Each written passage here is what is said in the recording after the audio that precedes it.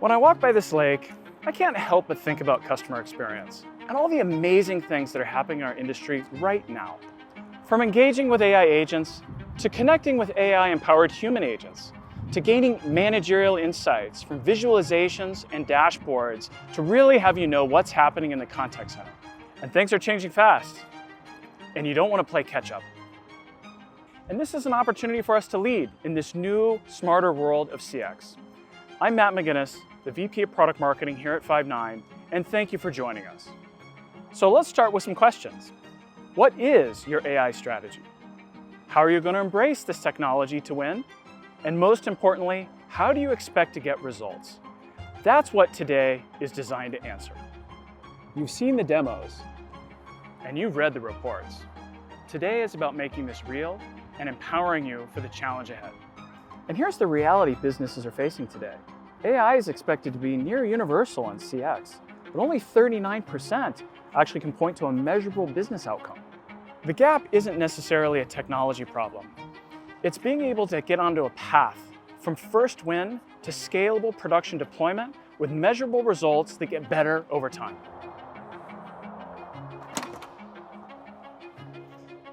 Today we brought together customer trailblazers, industry experts, and Five9 leaders to take you on a journey. And we're going to get real about taking you from traditional bots to truly agentic AI agents. We'll tackle the gap from the experience that impressed your CEO to the production systems that truly transform your business. And we're not skipping the hard stuff.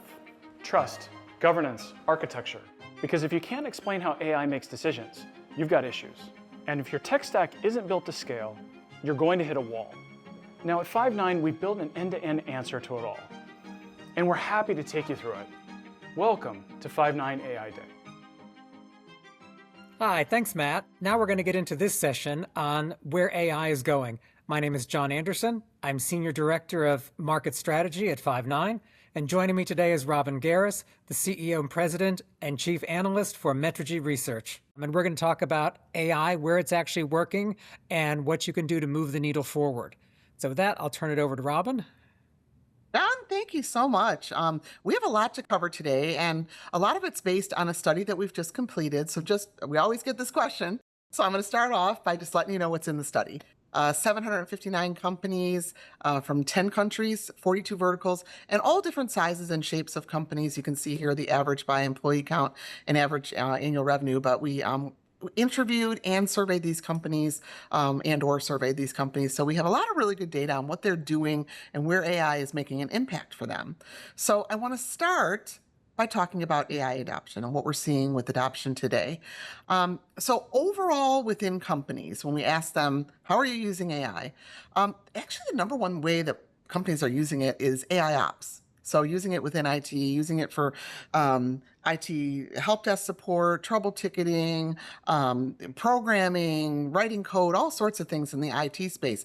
But right behind that by a fraction is customer service and contact center. And you can see other areas like business analytics, which is kind of like a Venn diagram within contact center, because we also do a lot with analytics within contact center. And you can see other areas as you go down the list. But I think what's important is in our research, we always identify a research success group, and I'll be talking about that a little bit today. Think of them as the companies who are kind of doing everything right, and they have the data to prove it. So we ask them how the use of AI is affecting revenue and efficiency and costs and CSAT, all different metrics. We put it through an algorithm, and basically the success group are those who are at or above average in terms of improving their business success metrics. So we like to look at what's the success group doing compared to the non-success group. So when you look at this whole list of ways that companies are using AI, the success group is actually using all of these things more than the non-success group across the board. But their top area of use is actually in customer service and contact center.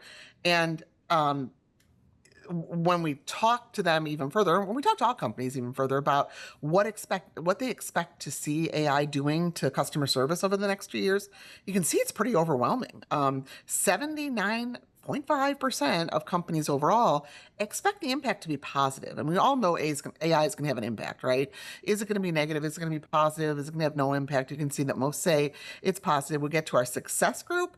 look at that. 94% of them are saying, oh, this is positive. We're already seeing it. And then the consumer audience, this is in our separate research that we do on consumers, about 49% of the consumers see a positive impact on AI, and about 20% see no impact. So I don't want you to think that the 52%-ish that don't see a positive impact are saying it's negative. Some just see no impact at all. So, Robin, why do you think that is? I mean, I look at that and I think, is this just the corporate boardrooms being out of touch with what consumers are experiencing? Or what I kind of think is because we are living in AI and we're implementing AI in a way that's probably before the consumer thinks about it, that we're ahead of the curve of what they're seeing. So we're pulling them along with new technology? Yeah, I mean, I think there is some of that. I will say that there is definitely disconnect between what businesses are doing and what consumers want. So I will put that out there right now. We do see gaps. So I do think that that's something that businesses really do need to focus on. They need to have the analytics in place. They need to have a voice of a customer program in place to really make sure that they know what their consumers think. But I do think you're right. I think a lot of it is that on the business side, we see things differently than the consumers see. Like if I'm a consumer and I'm on a call with a company I do business with, and I'm talking to a human agent, I'm having a great experience. I'm like, wow, that was really good, 10 out of 10. I don't realize that AI helped that human agent serve me well. AI, helped that agent not to have to put me on hold. Gave the resolution a lot quicker than I used to remember it being. Analytics are helping that agent perform better. There's all kinds of AI happening behind the scenes that the consumers don't know about. They're looking at AI as like AI agents. Some Right. even still V1 chatbots. So Right. they're looking at things very differently than the businesses. Yeah. Yeah.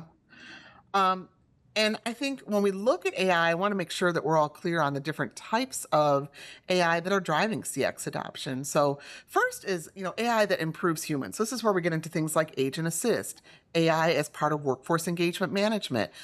It really does help make people better and smarter and faster. It's just helping them be better. Without them, they wouldn't be as good as they are, right? We also have AI that automates work. So it's offloading from humans. Right now, we're seeing almost 30% of customer interactions being completely offloaded on average. And we'll get into that a little bit more for automation. So just completely handling something without even needing a human. But they're also doing other things like, post-interaction work and next step like tasking so nothing slips through the cracks, front and back office integration. So they're doing a lot of the work too. And then lastly, and my personal favorite and the thing that I think is most important with AI these days is it's analyzing for us. Because without this analysis, we don't know what we need to do to continuously improve. We don't know if AI is actually improving humans or if the work it's automating is doing what it's supposed to do. The analytics tell us what's happening there. And it tells us when we need to change a script, or if AI plus human is working, or if one or the other is better. It gives us all the information we need to know if in this world of AI, we're doing the right things, we're seeing improvements, and how we can make those improvements even better. So an analyst likes analytics. Well, I know, right? People say that, but I'm telling you, I see the value over and Oh, over I again. agree. I agree. You've got to Do know you what agree, you John? exactly. You've got to have that base to know what you're doing right and what you're doing wrong. Exactly. And I mean, you can do, like I said, you can do all sorts of things with AI, but without the analytics, you're Right. kind of shooting blind. You really don't know. Yeah. Um, but then when we talk to companies about what's more effective these days, it's kind of interesting. This chart, I know there's a lot going on here, but down the left-hand side, you're seeing all the different activities or issues that somebody could be calling into a company for, texting in or using any sort of channel at all. What's better, the human agent or the AI agent, right? And you can see here that until we get down to refunds, complaints, and selling a product or service, what I have right here, um, basically businesses say the AI agent is better than the human agent. It's being more effective. It's doing it faster. It's getting the response we need. That's from the business perspective. Now, the consumer perspective is a little bit different. They are generally leaning more toward the human agent. But when we get to like refunds, complaints, selling a product or service, that's where companies are pretty, still pretty firm on using humans there. Well, and it's interesting if you think on that slide and you think about the slide prior, all those human agents are probably going to be, by and large, augmented by some sort of AI, whether it's agent assist or summarization or things like that. So the human agent isn't necessarily a Dropbox for 100% human, no AI. It's hardly ever like that anymore. Right, exactly. So really, yeah, almost every human agent has some AI assisting, no matter what. Even if they don't want, even if they don't want it, it's like they're getting summarization, they're getting transcript, they're getting AI analytics going on. So yeah, there's very rarely these days a human agent that doesn't have Yeah. some AI assistance. But when we talk here, like the AI agent is truly like a self-service agent. Yeah, So not my electrical power supplier agent. They're not no. AI at all. No, and honestly, that's some of the confusion that we see with consumers is that they're looking at like traditional V1 chatbots as AI. Hey, what can I do to help you? Select one of these three answers, and Right, none of those three answers are what I need, and I'm stuck in a loop and I can't get out of it. Like that's not an AI agent of today. right, But unfortunately, some companies do still use those types of chatbots. I call them. I don't even like to use the term chatbot anymore because I think that's what people think. right. When you think about an AI agent, they're much more sophisticated, much more conversational. You can use natural language. You're not using a decision tree and all that kind of stuff. So, yeah. Um, but what's interesting is that as we move forward and we start doing more and more with AI, most companies believe that their AI agents are capable of doing more than their customers are comfortable with them handling. So sort of to our point, like, you've got these customers and some are, especially like when we do research, like the 55 and olders, they're definitely more apt to want to talk to a human. The 35 to 44-year-old, give me AI. So it's very interesting to watch the differences right now. But I think there's a recognition among businesses that AI can do a lot more, and we're ready for it. But we want to be cognizant we don't want to push it too hard with our customers, and that's why we get to the next point where we look at companies are doing both. They're implementing AI for customer self-service, and they're also implementing AI to help humans serve customers. But right now, this year, the priority is more on using AI to help human agents serve customers. A year ago, it was the other way around. And I know we're going to talk about it in a second, but how much of this do you think, yeah, the AI agent can do more than customers are ready for, but how much of that also is AI agents can do more than what our own back office is ready for, whether it's compliance, connectivity to back office systems, and things like that? How much of that do you see is part of this mixture? It's so much, John, and it's interesting. It's a great question because it is a lot, and I think it's something that a lot of companies don't talk about and aren't. I shouldn't say don't talk about. They're talking about. They're not fixing it quickly enough. So when we look at projects and why do projects fail in AI, let me build this out for you. So first of all, most companies, if we start on the top left, about 85% of companies say less than 40% of their AI pilots do not continue into production. So I know that there was a study out last year where it was like, oh, 95% of all AI pilots fail. Well, we're not seeing that. It's fewer than 40%. Well, I think Um, that study was AI agents across the entire enterprise, not just contact center specific. and this particular question is Yeah, actually across the exactly. entire company. Yeah, yeah. When we look at once they are in production, just under 17% of deployments are discontinued, right? So we're doing a little bit better than I think a lot of people think in getting a pilot off the ground. But the reason that those pilots or full out projects get discontinued is fascinating to me because it's not at all about the technology. The LLMs work, the AI agents work. It's about organizational and operational things like data fragmentation. Okay, we're using AI and it's working, but our data is terrible. We don't have our data cleaned up, or it's too fragmented. AI doesn't know where to go to get the answer. Lack of knowledge documentation, another, kind of related area to data fragmentation. And then we get into some of the more organizational issues, like we don't have clear goals, so we're not quite sure what we're doing. We're trying to fit AI into an existing work structure. Even though AI in and of itself is changing things, we're trying to make it just work in what we're doing today, or we have poor leadership. So, I think you're absolutely right in that question and where you're going with that. It's not just, oh, okay, AI can do more than our consumers are ready. AI also can do more than our backend systems are ready for. Right. And I Yeah. also look at this and I don't think the goal should be to get to zero pilots wind up being failures or Oh, abandoned. because some of the pilots, let's face it, are bad use cases. And Right. you run it through the sandbox and test it, and you go, oh, that wasn't a good idea. And so there should be some of that. Yeah, you're going to learn from failure. Right. We want fast failure. We want to learn from it. And I think why we're seeing companies get better now is there's a few things happening. They're they're doing centers of excellence. They're standing up centers of excellence. They're pulling people in from different disciplines of the company and getting input. So the goals, as companies are getting more successful with this, their goals are actually getting better.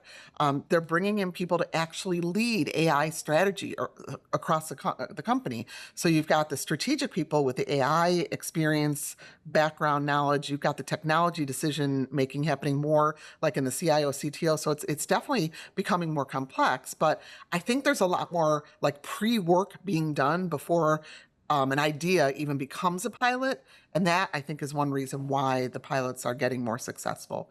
So they are still failing, but even they're failing even earlier. Like, yeah, this idea isn't meeting our goal, for example, our overall corporate or strategic goals. Right. And part of that too Yeah. is that thing, the one just from the bottom, you're trying to cram it into an existing work structure that's not Right. working. Because part Right. of AI is not trying to recreate the wheel, it's literally reinventing the wheel if you're doing it right. Oh, yeah. 100%, John. I totally agree with that. And our research is showing that more companies right now, by the way, are just trying to automate existing workflows and work structures versus revising or rebuilding or restructuring them. And the latter, like rebuilding them, is always going to get you a better return. We see it over and over again in our data. Um, Another thing that we do have to look at, though, as we're considering AI and what we're doing with it, is whether the cost of AI is going to exceed the value to a company. So, we hear about just companies just spending more and more and more, and the investments are going up and up on AI.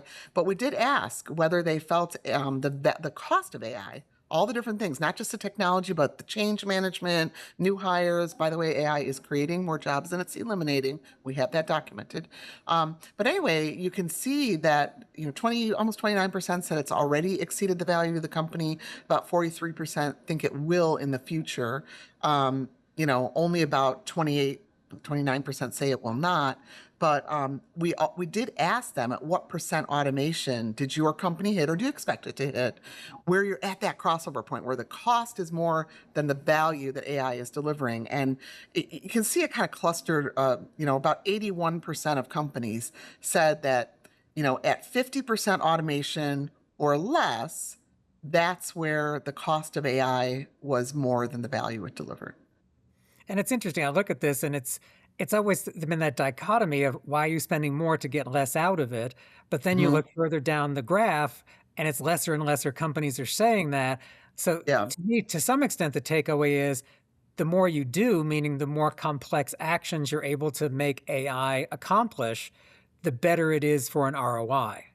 Yeah, Oh, for sure. if you change out an IVR that's press one for sales, two for service with an AI agent that does the same thing, it's not going to be very cost effective.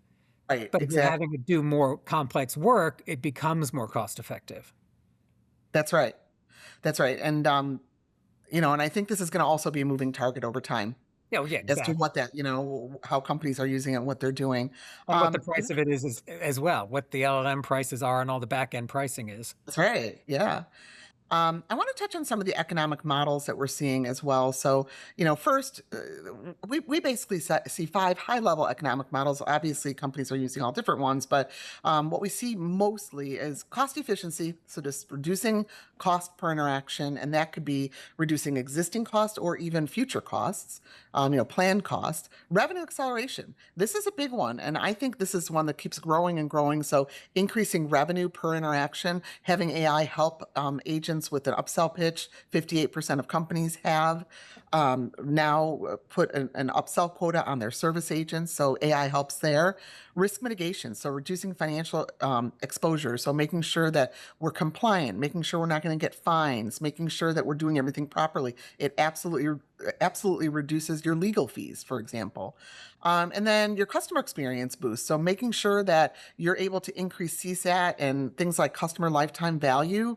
And that brings you, that actually is in and of itself an economic model, because when your customers are satisfied, they're writing better reviews, you're bringing in more revenue to the company, you're increasing their lifetime value because they're staying with you. And then the last one is employee stability. So if we can reduce turnover and improve satisfaction, we're going to be much happier. Happier employees equal happier customers. We see that across the board. We've documented that with data. So these are sort of the 5 ways that we see companies driving success.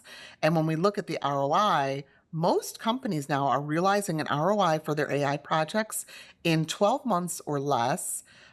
They're taking about 3 to 9 months, 76% of companies, I should say, are taking about 3 to 9 months to vet use cases. The success group has shortened that quite a bit. And again, the success group is more apt to have a center of excellence, or more apt to have somebody running corporate-wide AI strategy. So there are certain success criteria that go along with that. But we are seeing ROI, really getting shortened.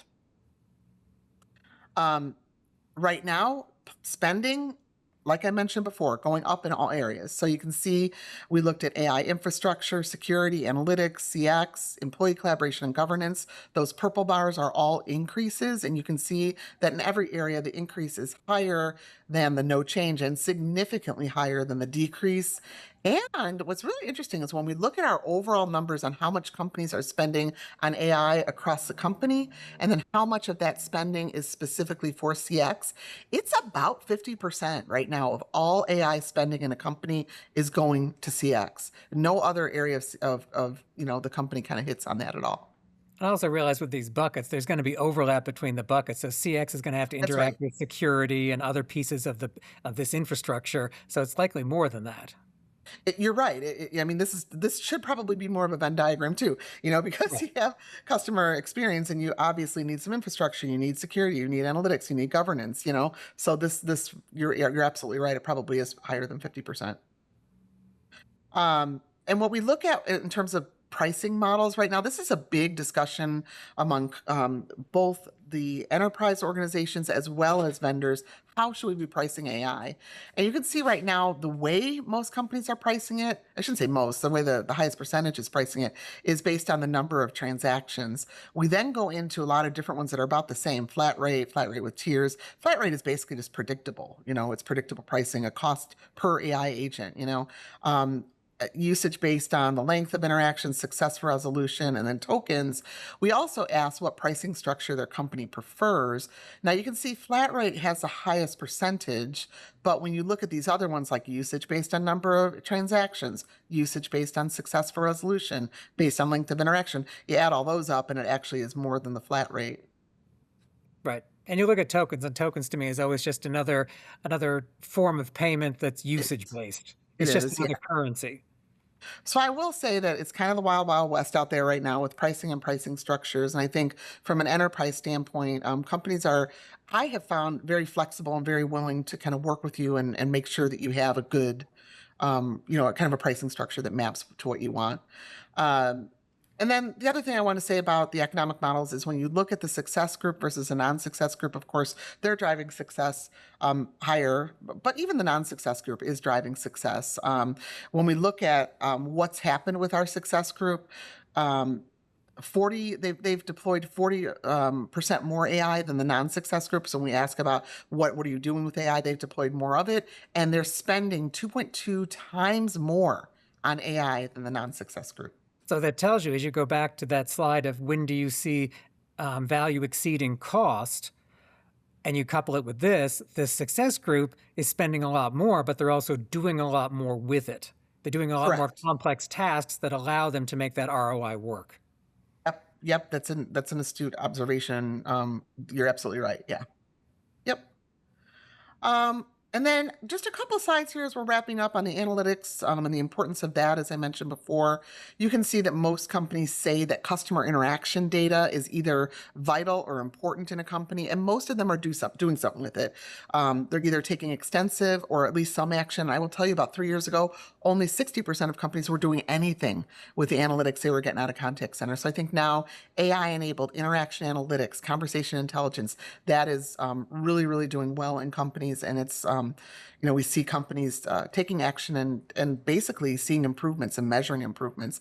But it's not only in the contact center. That is the top place where companies are using data from interaction analytics platform, but they're also using it in marketing and sales and product development, human resources, executives. My happy place will be when all these numbers are 100%, like that everywhere across a company, they are using customer interaction data to make decisions or to help them make decisions. Like if I'm an executive and I want to buy a company or I want to start a new product line or hire a new group of people here, wouldn't it be good to know what the customers are saying? If I am developing product, wouldn't it be good to know what their complaints are right now or where they're really happy? That's what this customer interaction analytics data can tell us. And I think that's something that is just really important to highlight.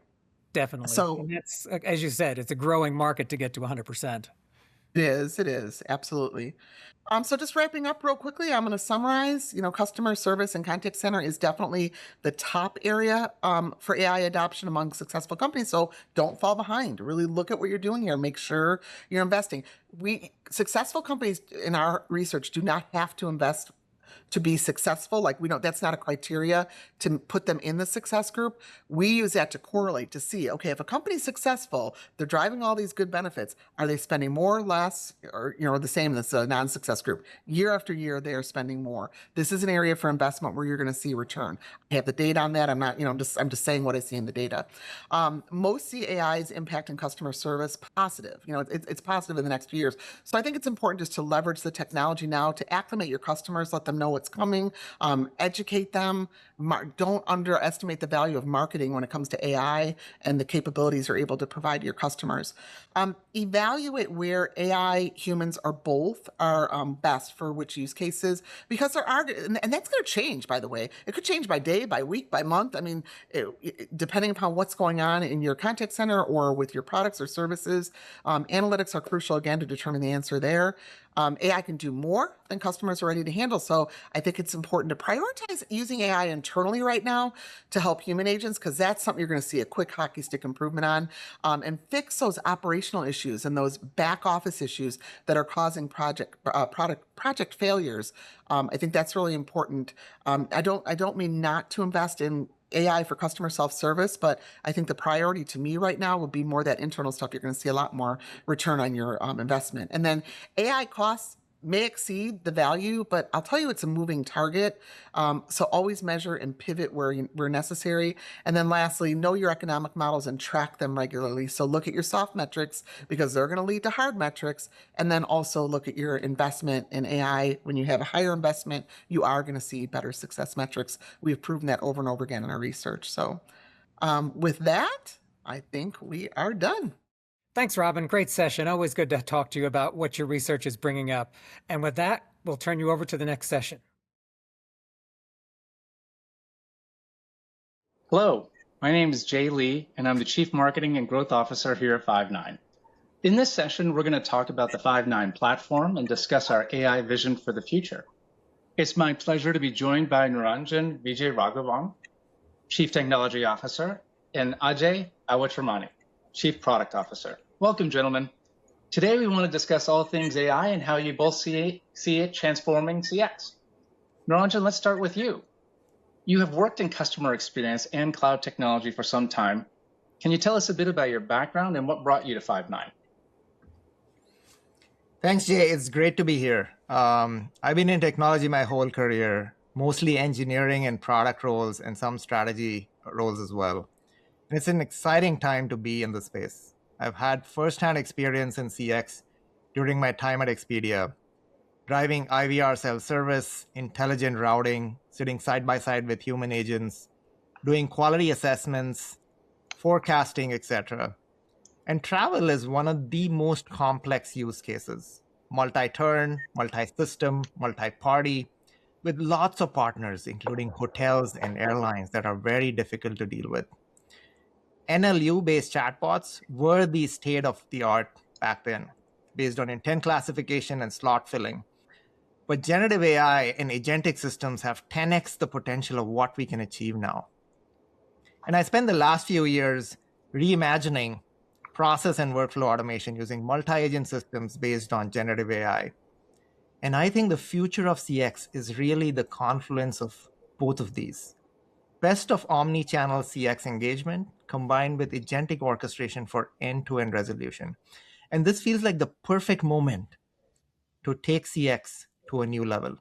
That's what brought me here. Of course, other than working with both of you. Ajay, you've been leading product innovation at Five9 for almost 2 years and have a background in cloud and the buyer journeys. Can you tell us about yourself? Yes, Jay. Happy to be here with you both. Look, I've spent the last 25 years building enterprise software. The last several of those years all in on AI. At Adobe and Marketo, I lived at the front end of the buyer's journey, this moment before someone is even a customer yet, learning how every touch orchestrates into the next one. That's exactly the thinking that I brought to Five9, orchestrating the entire customer journey, not just the first touch, every touch, front door to final resolution and beyond. And here's how I see it. 25 years of learning what customers need, and now I get to make sure Five9's AI stays ahead of the competition. Okay. Well, let's just jump straight into the primary question facing the contact center today, and frankly, many industries. Is AI going to take over the world? It might be too early to tell, as there's data that points to both increases and decreases in employee count. But Niranjan, what's your take? Jay, right now, I have to say there is some inconclusive data. But so far, the employment numbers are still climbing. And surprisingly, containment is already built into these forecasts. Human roles are evolving in our space, but not disappearing. There's some interesting research from Gartner that suggests 85% of service leaders are expanding human agent responsibilities. And some 75% are moving agents to entirely new roles. I think Javon's paradox is very real here. There is far more demand than what actually reaches the contact center. AI removes friction that has suppressed consumers from reaching out for help. And when service gets easier and more accessible, people engage more, not less. It unlocks new service demand that had always existed. This presents a much bigger opportunity. We are moving from a world where intelligence to engage customers was scarce and expensive to one where it can be deployed at scale using AI agents. AI agents can handle thousands of interactions simultaneously, reasoning across systems and taking action, creating fundamentally different capacity for businesses. What this allows for is skilled humans to focus on handling greater complexity and building deeper relationships with the customer base that ultimately drives the business forward. Jay, remember, trust is built not by solving simple password resets, but by resolving the deeper, more complex, and emotionally charged situations. That's where humans can focus now. So the real opportunity is less about making the contact center more efficient. It's about making every interaction more valuable, more meaningful, and build a deeper relationship with the customer base. Niranjan, I really like that concept. Leveraging intelligence not only to be more efficient, but to handle greater complexity and create deeper relationships. Ajay, how do you see that happening? Look, here's what's about to change in the contact center, Jay. It's not about AI replacing your people. It's not about the people ignoring the AI either. It's about having both at the same time on the same call, whichever one the moment actually calls for. We've got a name for it. We call it humantic. Human, agentic, one word, one system. And here's what that actually means for you.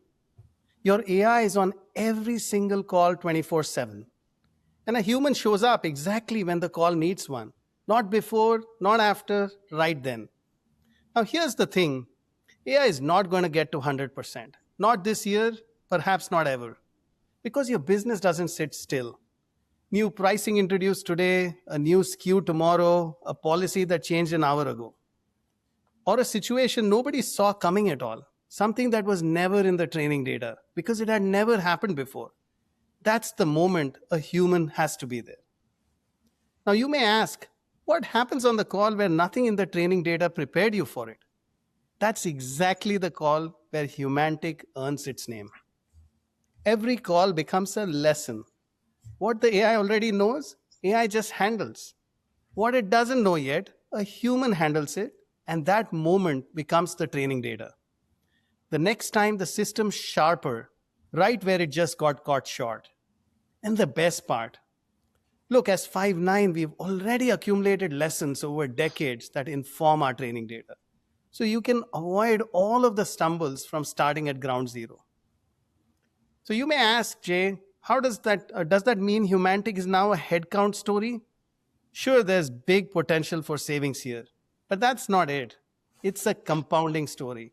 Your AI and your people getting better together faster than either one can get there alone. AJ, that's a really different story than the current narrative that's out there of simply attempting to get higher containment rates and reducing costs. Can you give us some examples that bring this to life? Absolutely. Let's make this real, Jay. Look, say a patient calls in about a prescription. Their insurance won't cover it anymore. Maybe their plan has changed. Maybe the drug's now off formulary. The AI can see that there is a generic alternative, but it can't approve the switch. That needs a clinician. Now, in the old world, that meant paging a nurse practitioner, pulling her out of whatever she was doing, and having her join the call just to say, yes, that's fine.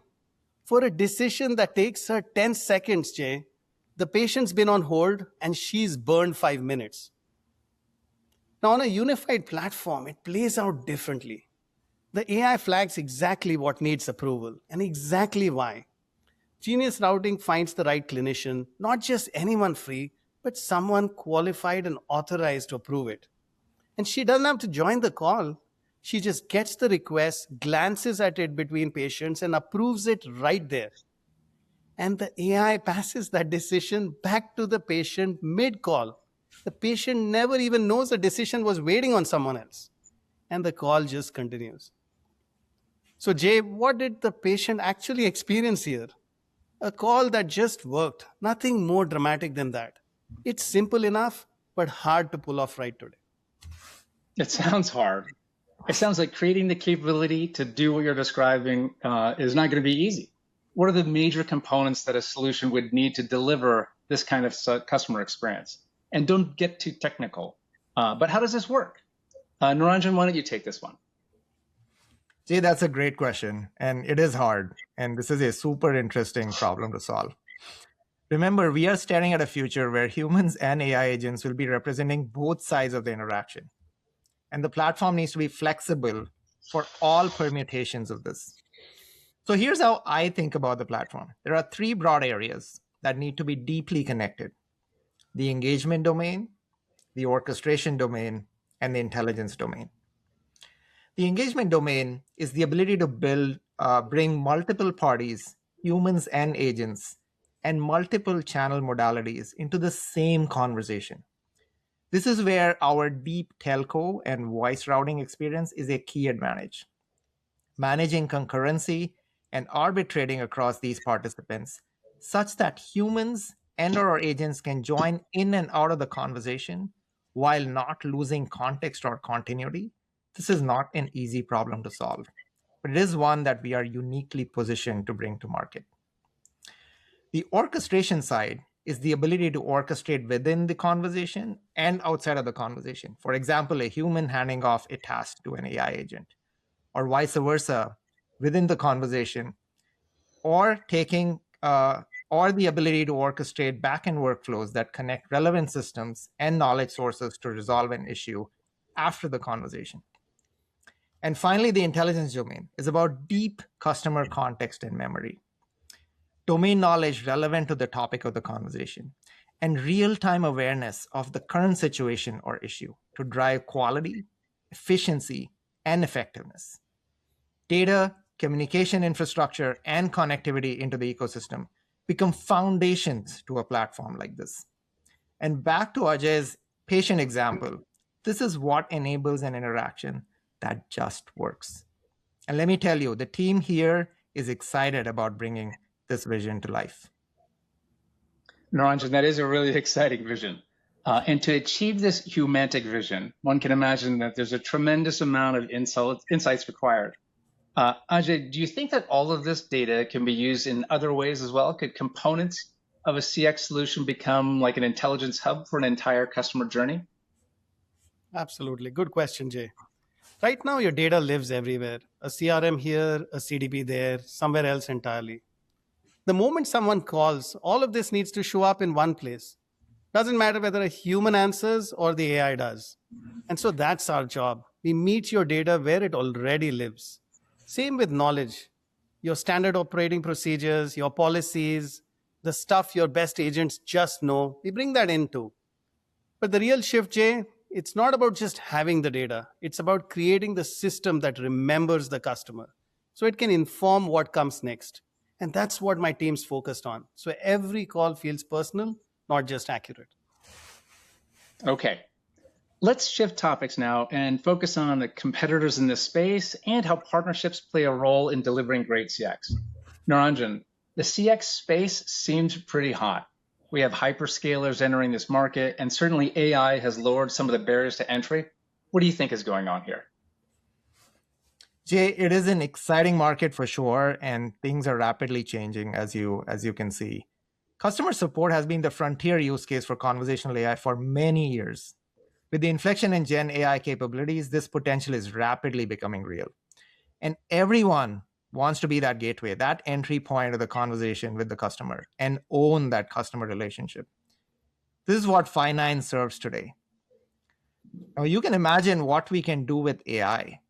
The company that manages that initial intent from the customer really controls the keys to all the concepts that we've already talked about, like CSAT, cost, and of course, eventually value maximization. And to do this well, you need to understand CX deeply. Not just standalone agentic servicing. Understanding what makes a good interaction good is something we have years of experience with. Routing, call management, handoffs, quality management, workforce management, and deep connectivity into source systems at scale. Add the humantic elements Ajay talked about, this becomes really, really powerful. Ultimately, our customers are trusting a platform with their most critical interactions. That trust takes years to build. And this is what our teams have built with our customers. We also bring an open platform approach. We call it Fusion. Fusion combines Five9 strengths with the strengths of our ecosystem partners. This can be through Five9 integrations, a third-party ISV integration, or with embedded technology partners. This allows us to build the bespoke experiences our customers want, making us the most flexible and capable platform in the market. You know, there's a lot of important pieces that you described there coming together. Ours, the partners in the form of AI, cloud, and data. Ajay, let me ask you this. As enterprises adopt ever more autonomous AI, will guardrails, governance, and compliance be just as important as the product innovation? Yeah, it's a delicate balance, and enterprises have to get it right. Trust is becoming the premium currency in this AI age. The governance and compliance, they aren't just a checkbox. They're how you earn that trust, especially if you're in financial services or healthcare. When one wrong autonomous action, it isn't just embarrassing, it can be a liability for your business. So, what does that look like on a day-to-day basis? Permissions are least privileged by default. An AI agent only touches what it needs to do the one job it's there to do. Every action it takes gets logged, a full audit trail, so you can see exactly what it did and why it did it. Jay, the models start to drift. They can start confident and still be wrong. A hallucination, a subtle drift from how they performed on day one. That's exactly why you don't just launch an agent and then walk away. You evaluate it constantly, checking its actual behavior against what it's supposed to do. There are several examples from our customers and from adoption of various AI technologies that we can go over. But here's how I look at it: innovation with one eye, always on trust. Not innovation, then trust bolted on after, both at the same time. And Jay, this isn't just a philosophy. It's SOC 2 Type 2, it's ISO 27001, it's PCI DSS Level 1, HIPAA, GDPR. The certifications a compliance team actually asks for. We care about it, it's already in place. So scaling AI responsibly isn't really about slowing down. It's about building trust and governance in, not bolting them on after something goes wrong. Gotcha. Okay, let's talk about other AI market dynamics that you're keeping an eye on. Niranjan, what should boards and executive teams expect from their AI investments? Lower costs, higher revenue, or fundamentally new operating models? Why should CEOs care now? That's a great question, Jay. I think in terms of the benefits, the answer is both. Agentic AI will provide both cost savings and higher revenue opportunities for companies. The new operating models are embracing autonomous capabilities across the business to reach these revenue and cost targets. In CX, as an example, containment rates are starting to rise. The CSAT gap is closing between AI and human, at least for the simple to moderate cases. Cost per resolution can drop as much as 90%. And as we discussed earlier, the opportunity now is to scale these operational benefits and start driving satisfaction, resolution, and ultimately lifetime value upsides. Are we truly driving value for the customers, which in turn drives businesses, becomes the real question. This is a serious technology inflection point, and the results here are getting measurable and meaningful. So every CEO should care deeply about this. Job number one, I would say, would be to identify where this technology can drive the greatest impact. Start proving the concept and expand from there. And in the process, build the culture that embraces AI as an enabler. It is important to bring the people along with the journey. And this is what we are helping our customers achieve every day. And I can tell you, it is working. Ajay, you talk to a lot of our customers. Where are companies seeing this the fastest return on AI investments in customer experience today? Which AI metrics have you seen matter most at the executive level beyond containment rates and productivity gains? Yeah, there's a ton of use cases of AI in the contact center. There's a bunch of things with voice AI that we did speak about. But honestly, Jay, the fastest ROI isn't always where people expect. It's agentic quality management. Here's why it matters more than a quality score. It's watching every interaction, not a sample, learning where AI does better and where a human does better. And that insight doesn't just sit in a report. It alerts the agent or the supervisor in the moment that needs it. It feeds straight into genius routing so that the next call lands with the right person. And it feeds that lesson back into the AI itself. You know, the same reinforcing loop we talked about with Humantic. Now, here's the thing, Jay. The same system doesn't forget any of this. It's not just about resolving the call in front of you. That's important, but it's about the outcome. Did this actually move the relationship forward? Customer lifetime value doesn't move on one great call that you had. It moves on 100 remembered ones, stacking on top of each other. So Niranjan was right. All of these metrics matter. CSAT, first contact resolution, cost per interaction, ROI, they all matter. They are all real. But if you really want the read on your CXJ, anchor on customer lifetime value and the upside on it. Are you actually building something with this customer, or are you just getting through the day one ticket at a time? I really like that view, the idea that you're really maximizing customer value over time. Well, that's everything we wanted to cover today. Thank you, gentlemen, for joining the discussion, and thank you all for attending this Five9 executive panel. Thanks, Jay, and hello, everyone. I'm Tim Richter, and I'll be moderating this demo session for you today. So your customers, and maybe you call them clients or patients, don't want just a better bot. They want their issue to be solved. But too often, self-service lets them down. The bar for excellence in conversational engagement is higher than ever because all of us are now used to using Gen AI like ChatGPT or Gemini as we go about our day. So it can feel like a real letdown to be trapped in rigid flows. Customers having to repeat themselves, waiting to speak to a live human agent, or just giving up altogether. That's the problem that we built Five9 voice AI agents to solve. In the call that you're about to watch, our AI agent understands intent, handles interruptions, and shifts naturally as the conversation shifts. The conversation just feels completely natural. And when it reaches the edge of what it's licensed to do, it delivers a warm handoff with full conversation history intact. So the customer never repeats themselves and the live agent picks up exactly where AI left off. That's where Agent Assist takes over, carrying that context forward in real time and guiding your human agent through the rest of the call. Then we'll flip to the other side of that same call, because handling it well is only half the story. We'll show you how we automatically catch and coach what a human agent might miss without anyone waiting weeks for a review. So walking you through it, Vivek Sinha will kick us off by breaking down the Five9 AI agent's architecture, how it's built, what it can do, and the value it delivers.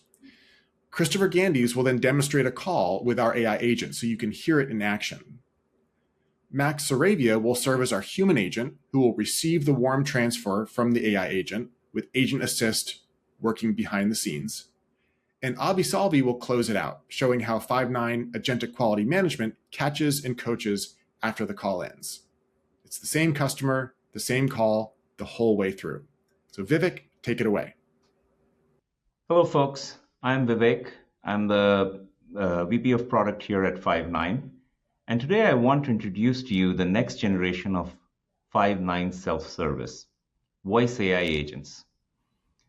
Look, the headline here isn't just a feature. It really is the whole foundation.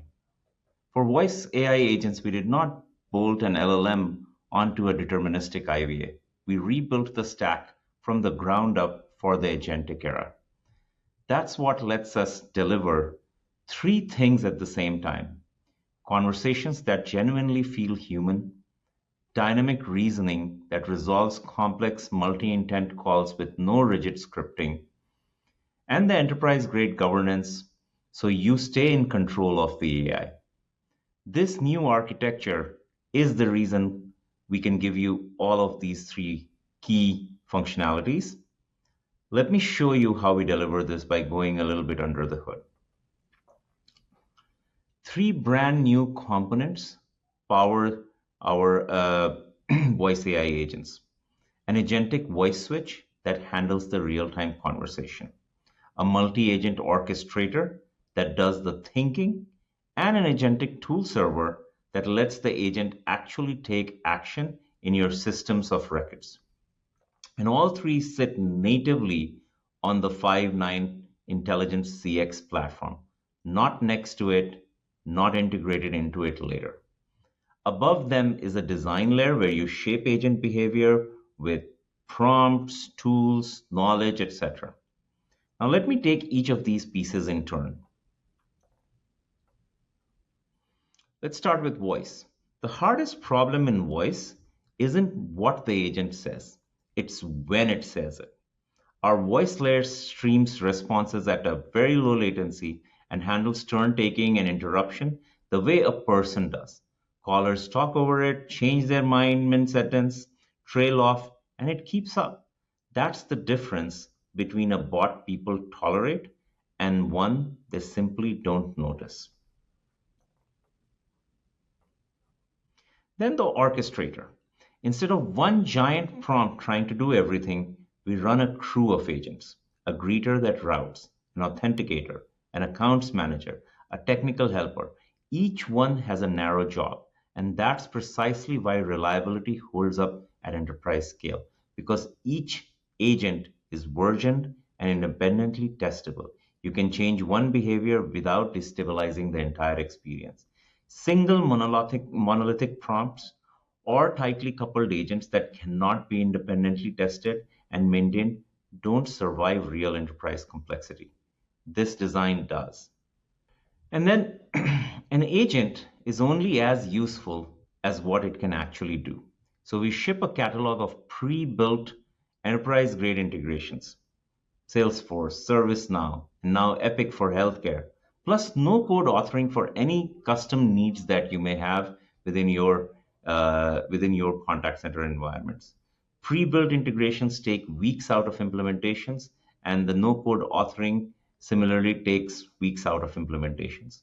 And we monitor connection health continuously. So you find out something upstream is broken before your callers do.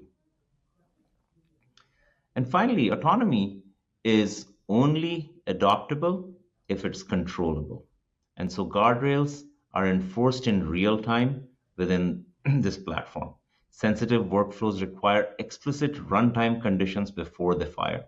And every interaction is continuously scored and audited.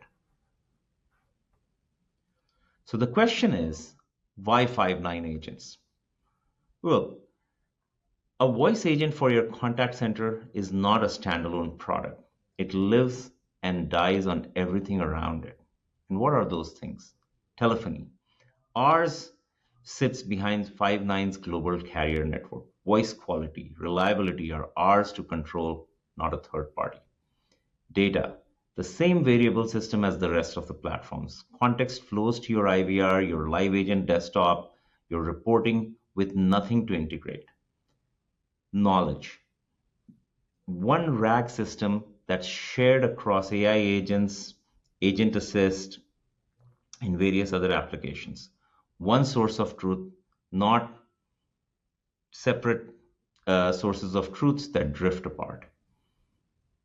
And then orchestration, Five9's workflow automation already running at global scale for the complex work that is required to actually service a conversation. With a standalone AI agent, you get an AI agent, and then you get an integration project. Five9 delivers an AI agent that is already part of your contact center. Built new, built native. Let's show you what it does. And now over to Christopher for the demo. Once I place this call, I'm going to be connected to an AI agent that's going to help me out. As the conversation unfolds, I'd like you to pay attention to three things: the complexity of the conversation and how conversational it is, and the ability to make useful recommendations. The personalization and how by integrating data, it's able to talk to me about the relevance of Acme's products. And lastly, the pure quality of the audio experience, the lack of latency, and the amazing voice quality. So let's see it in action. Thanks for calling Acme Credit Union. I'm Ava, your Acme AI assistant. Let me pull your records. This will take just a few seconds. All right. Based on the number you're calling from, it looks like I'm speaking with Christopher Gandes. Is that you? That's me. Great, Christopher. Thanks for contacting us. I see you were previously working with us on a personal signature loan. Is that why you're calling today? Well, yes, it is actually.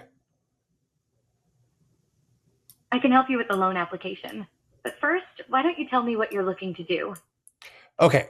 So I want to do this home renovation project where I'm adding a guest bedroom to my home because, well, my mother-in-law looks like she's moving in. To be honest, I don't like that idea, but my wife insists it's for the best. What am I going to do? Anyway, we're going to do a guest bedroom and considering whether we also want to upgrade a bathroom shower to make sure that the mother-in-law doesn't slip. So I'm trying to figure out how to pay for all of this, and I'm not even sure what the final bill is going to be either. That sounds like a complex situation indeed. Well, I can't have a mother-in-law myself, but if I had one, I'd probably feel the same way. You're lucky. The current cost of the project is going to be about $50,000, I think. So I need to figure it out. Like, do I do a credit card? Should I do some kind of loan? And then the other issue too is I don't even know how much the bathroom renovation might cost. I mean, do you? Sure. Let me check on typical bathroom renovation costs for you. Typically, bathroom renovations run anywhere from $5,000 to $20,000, but it really depends on the size and the work involved. Can you say more about what you're planning for the bathroom? I can offer more exact answers. Sure. So in the small bathroom, I want to rip the tub out and put in a shower. Let's do some retiling and hang some new fixtures. Let me check what a tub-to-shower conversion usually costs. Typically, a tub-to-shower conversion costs around $10,000, but that can vary depending on the details. Does that help clarify things for you? It does. So can I get that signature loan for $50,000? Let me look at your current financial picture with us. Give me a moment. I'm fetching data from our system to see what accounts, loans, or other products of ours you have. So, Christopher, I see you have a 20-year fixed-rate mortgage with us for 10 years, and a credit card you've had for 13 years. Does that sound right to you? It does. Let me check something before. Based on your needs, I'd actually recommend a home equity line of credit, or HELOC. This way, you can use $50,000 to cover the renovation. And if you decide not to do the bathroom, you only pay interest on what you actually use. If you need money for the bathroom, you can immediately access it and only then pay interest on the extra amount. Compared to a signature loan, you'd pay interest on the full $50,000 from day one, even if you don't use it all. Does that sound like a better fit for your situation? That sounds good. But the other day I saw that the signature loan has 90 days payment free. Is that not right? You're right. The signature loan does offer 90 days payment free, but interest still accrues during that period, and you'd be charged interest on the full amount from day one. With a HELOC, you only pay interest on what you actually use, which can save you money if your project costs change. Would you like me to break down the numbers a bit more, or does this help clarify things?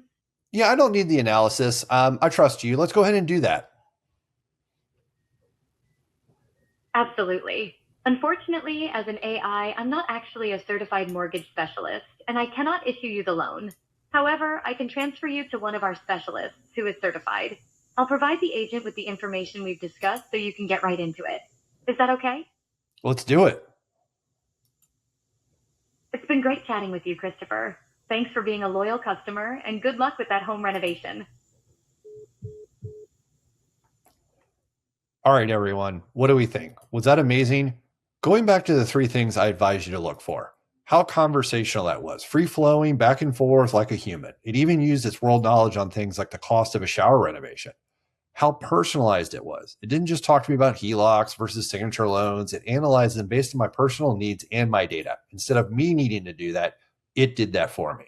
And lastly, again, the quality of the audio experience. Low latency, sound quality was great. I could interrupt it and it responded without issue.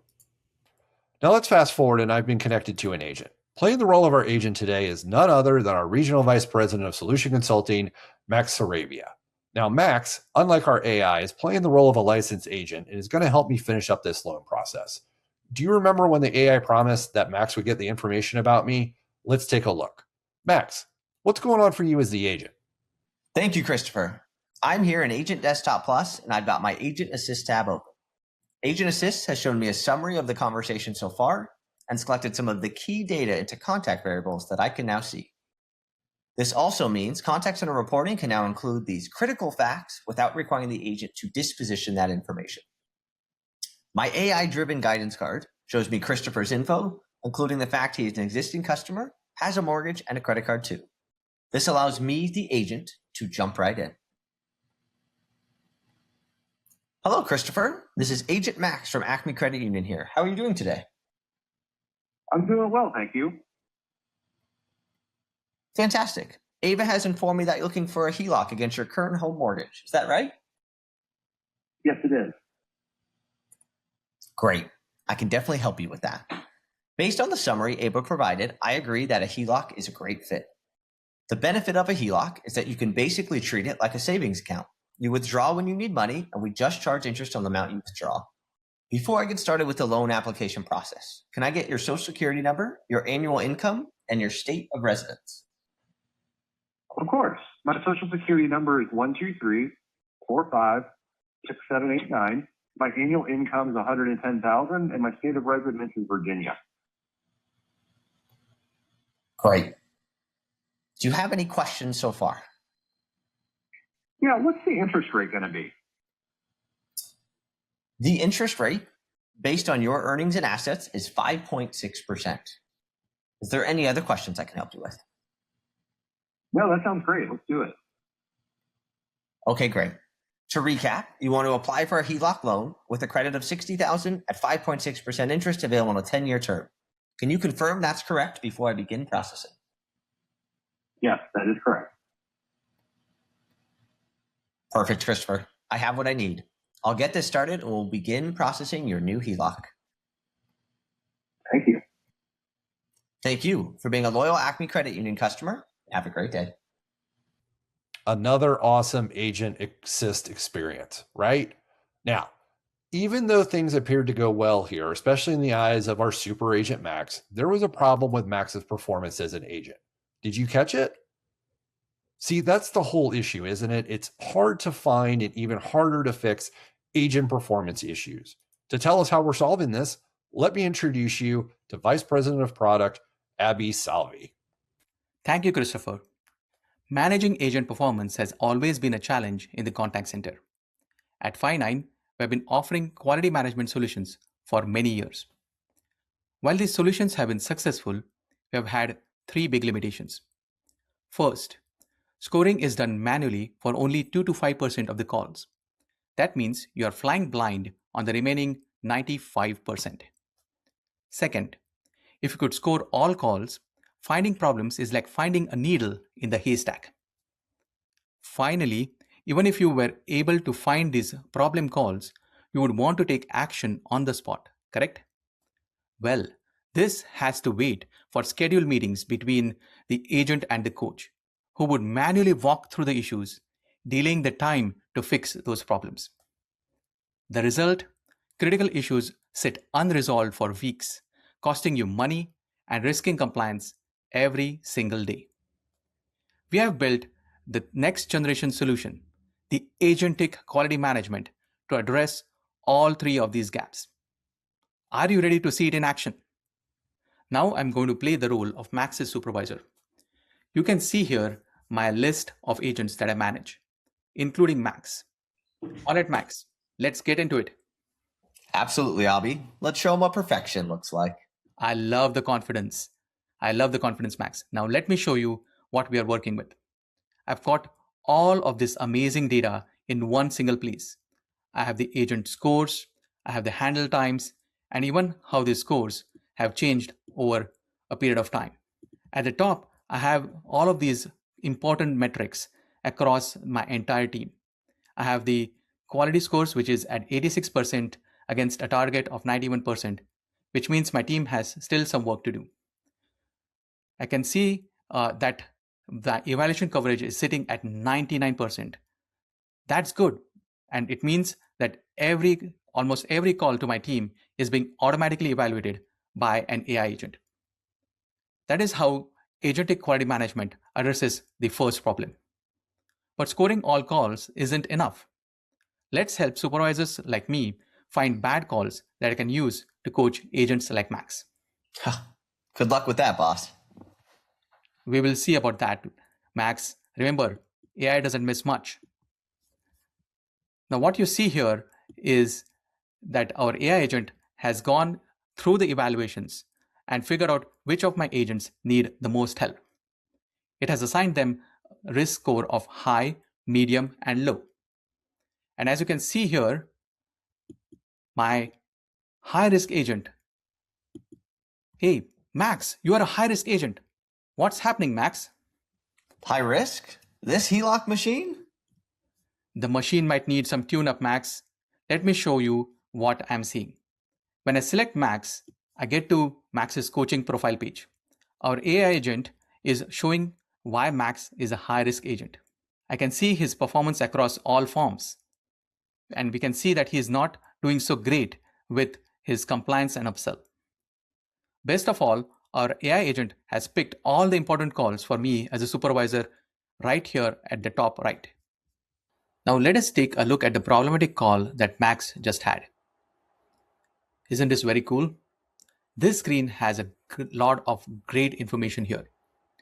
First, I can see that I have all the questions that I have created to evaluate Max already automatically answered by the AI agent.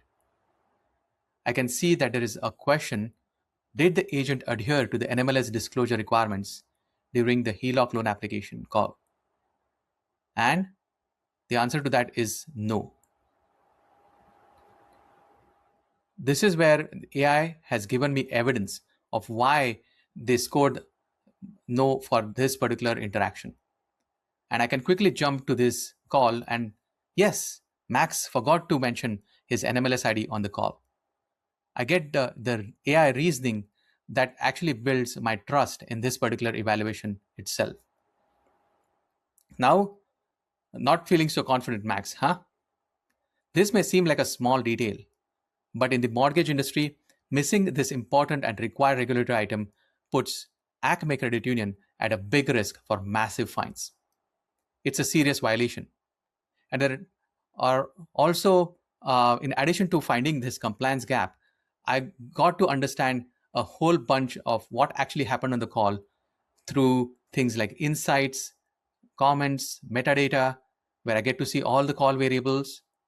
All of this great information is all there at my fingertips. Now, as you can see here, there is a clear coaching moment that I can use to coach Max on. So let me start coaching. This is where I'm creating an offline lesson plan for Max and adding this call interaction as an example. So I get to see all the questions that that Max was evaluated on, and clearly it highlights, hey, this is the question that you should probably add as part of the coaching. And I can add this. I can start coaching. And here I can actually provide MLS ID coaching. I can add my coaching notes. Please mention ID, and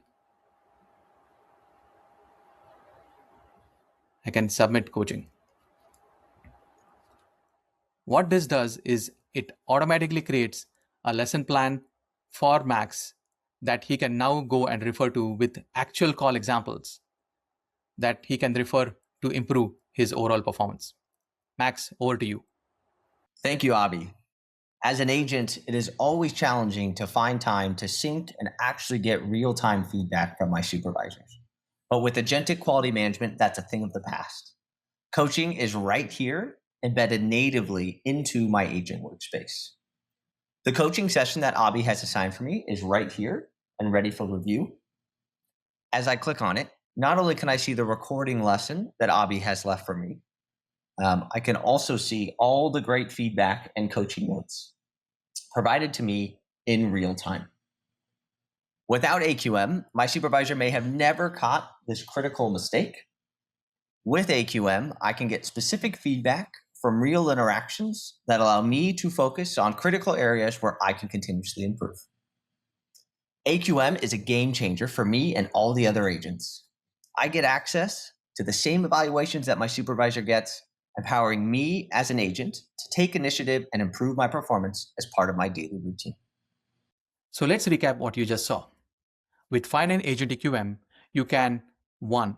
Have an AI agent accurately score 100% of the interactions. 2. Have the AI agent guide the supervisor to the calls that require attention, finding the needle in the haystack. And 3. Reduce the time from evaluation to action with offline coaching sessions natively integrated into ADP. I wanted to highlight key differentiators for Five9 Agentic Quality Management. The first one, Five9 Agentic Quality Management is natively integrated into the CCaaS platform, thereby reducing the integration headaches and maintenance nightmare. It reduces the overall complexity and latency as well as cost for the customer. AQM also provides in-the-moment coaching. Supervisors are able to provide evidence-backed feedback to the agents, making sure that agents know exact examples to work on. Finally, AQM also provides better control over the underlying prompt tuning. Supervisors are able to go through and calibrate, test out their prompts before putting it into production, thereby building the overall trust. Using Five9 Agentic Quality Management, you would be able to drive operational efficiency and productivity across the entire contact center. So there's the full loop. One customer, one call, and you just watched it move through voice AI agents, handling the self-service piece of the conversation, Agent Assist, carrying full context to a live agent, and agentic quality management automatically catching and coaching the one thing that got missed along the way. No manual review, no separate systems, no dropped context. Just one platform, start to finish. Vivek, Christopher, Max, Abhi, thank you. That's a wrap on this session. Sarika, over to you. Thanks, Tim. Welcome to our next session, How Real Brands Are Making AI Pay Off. You will hear from two of our customers, Advia Credit Union and TrueConnect, and from our partner, CDW. All of them are early adopters of Five9 AI products, AI agents, agentic quality management, and AI insights. You will hear what it takes to go from proof of concept to full-scale deployment. We are joined by Ken Drazen, who is Director of Employee and Customer Experience at CDW. As you all know, CDW is a leading Fortune 500 provider of information technology solutions and services. CDW is a top Five9 partner. Then we are joined by Claudia Guerrero, who is Director of Customer Care at TrueConnect. TrueConnect Communication is an American mobile virtual network operator offering affordable mobile internet services. TrueConnect connects income qualified households to phone and data service through the federal Lifeline program. And then we are joined by Cassandra Murray, who is Manager of Operations, Systems, and Projects at Advia Credit Union. Advia Credit Union serves nearly 200,000 members across Michigan, Wisconsin, and Illinois, with total assets of approximately $4 billion, ranking it within the top 3% of credit unions nationwide. With that, let's transition into our questions. So every leadership team, to our panelists here, every leadership team out there is facing the same question right now. And we would like to hear from you what's driving the leadership mandate to adopt AI at your organization, and what does success look like at the highest level? So with that, let's start with Ken.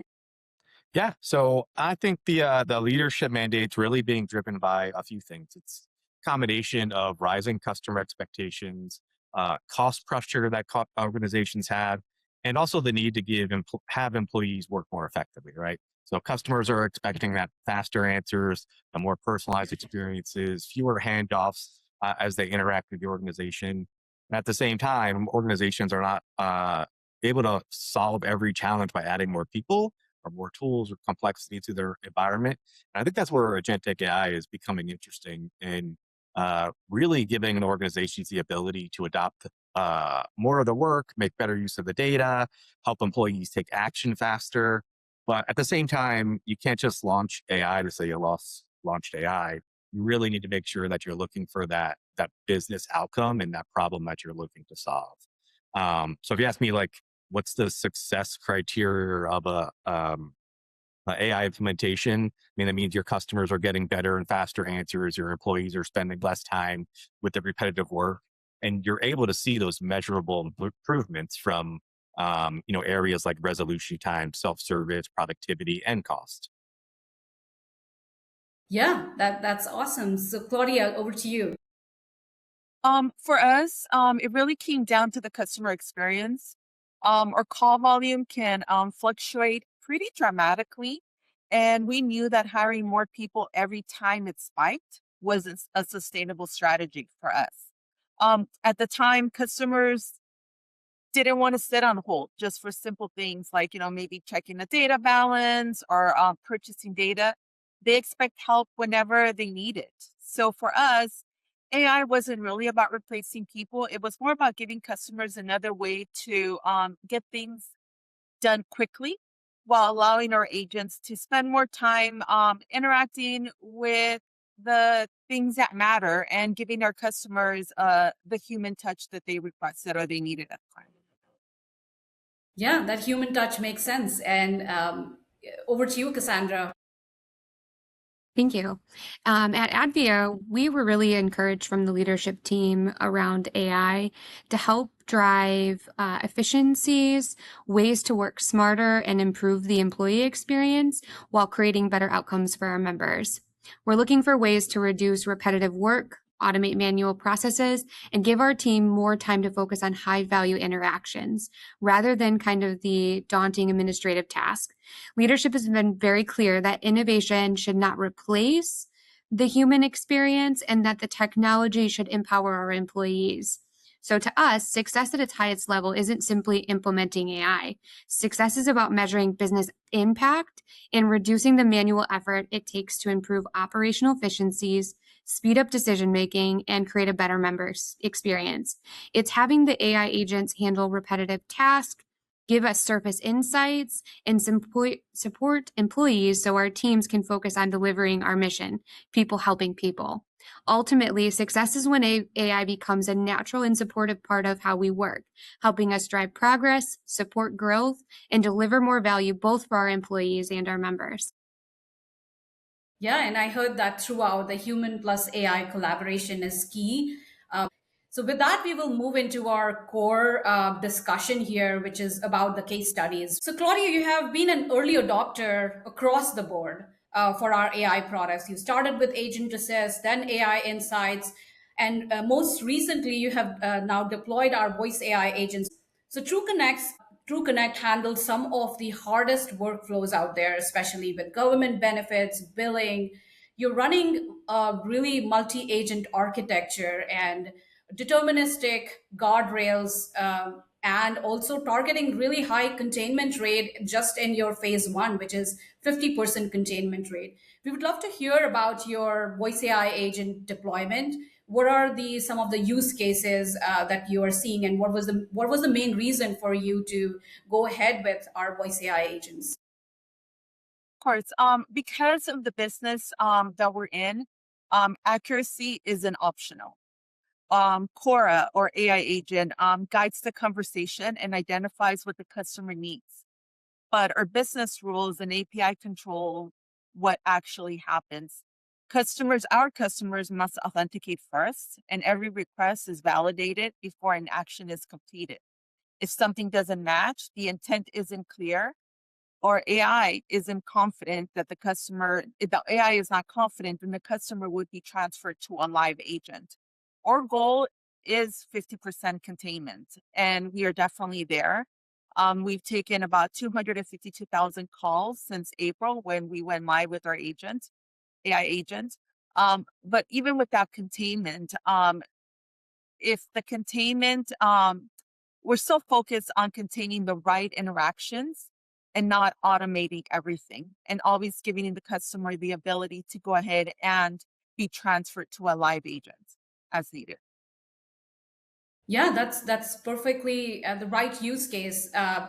Escalate to a human agent when needed. So that's critical today.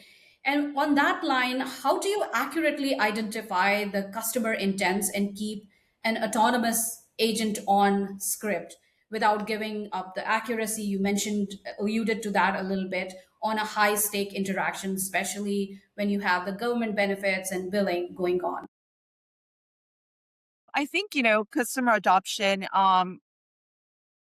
it's interesting. Honestly, I don't think customers care that it's an AI. They care whether it works. If they can, for example, troubleshoot their mobile device or purchase a data top up in a few minutes instead of waiting in line or on hold for a long time, they'll use it. One thing that we learned early was authentication mattered more than we expected.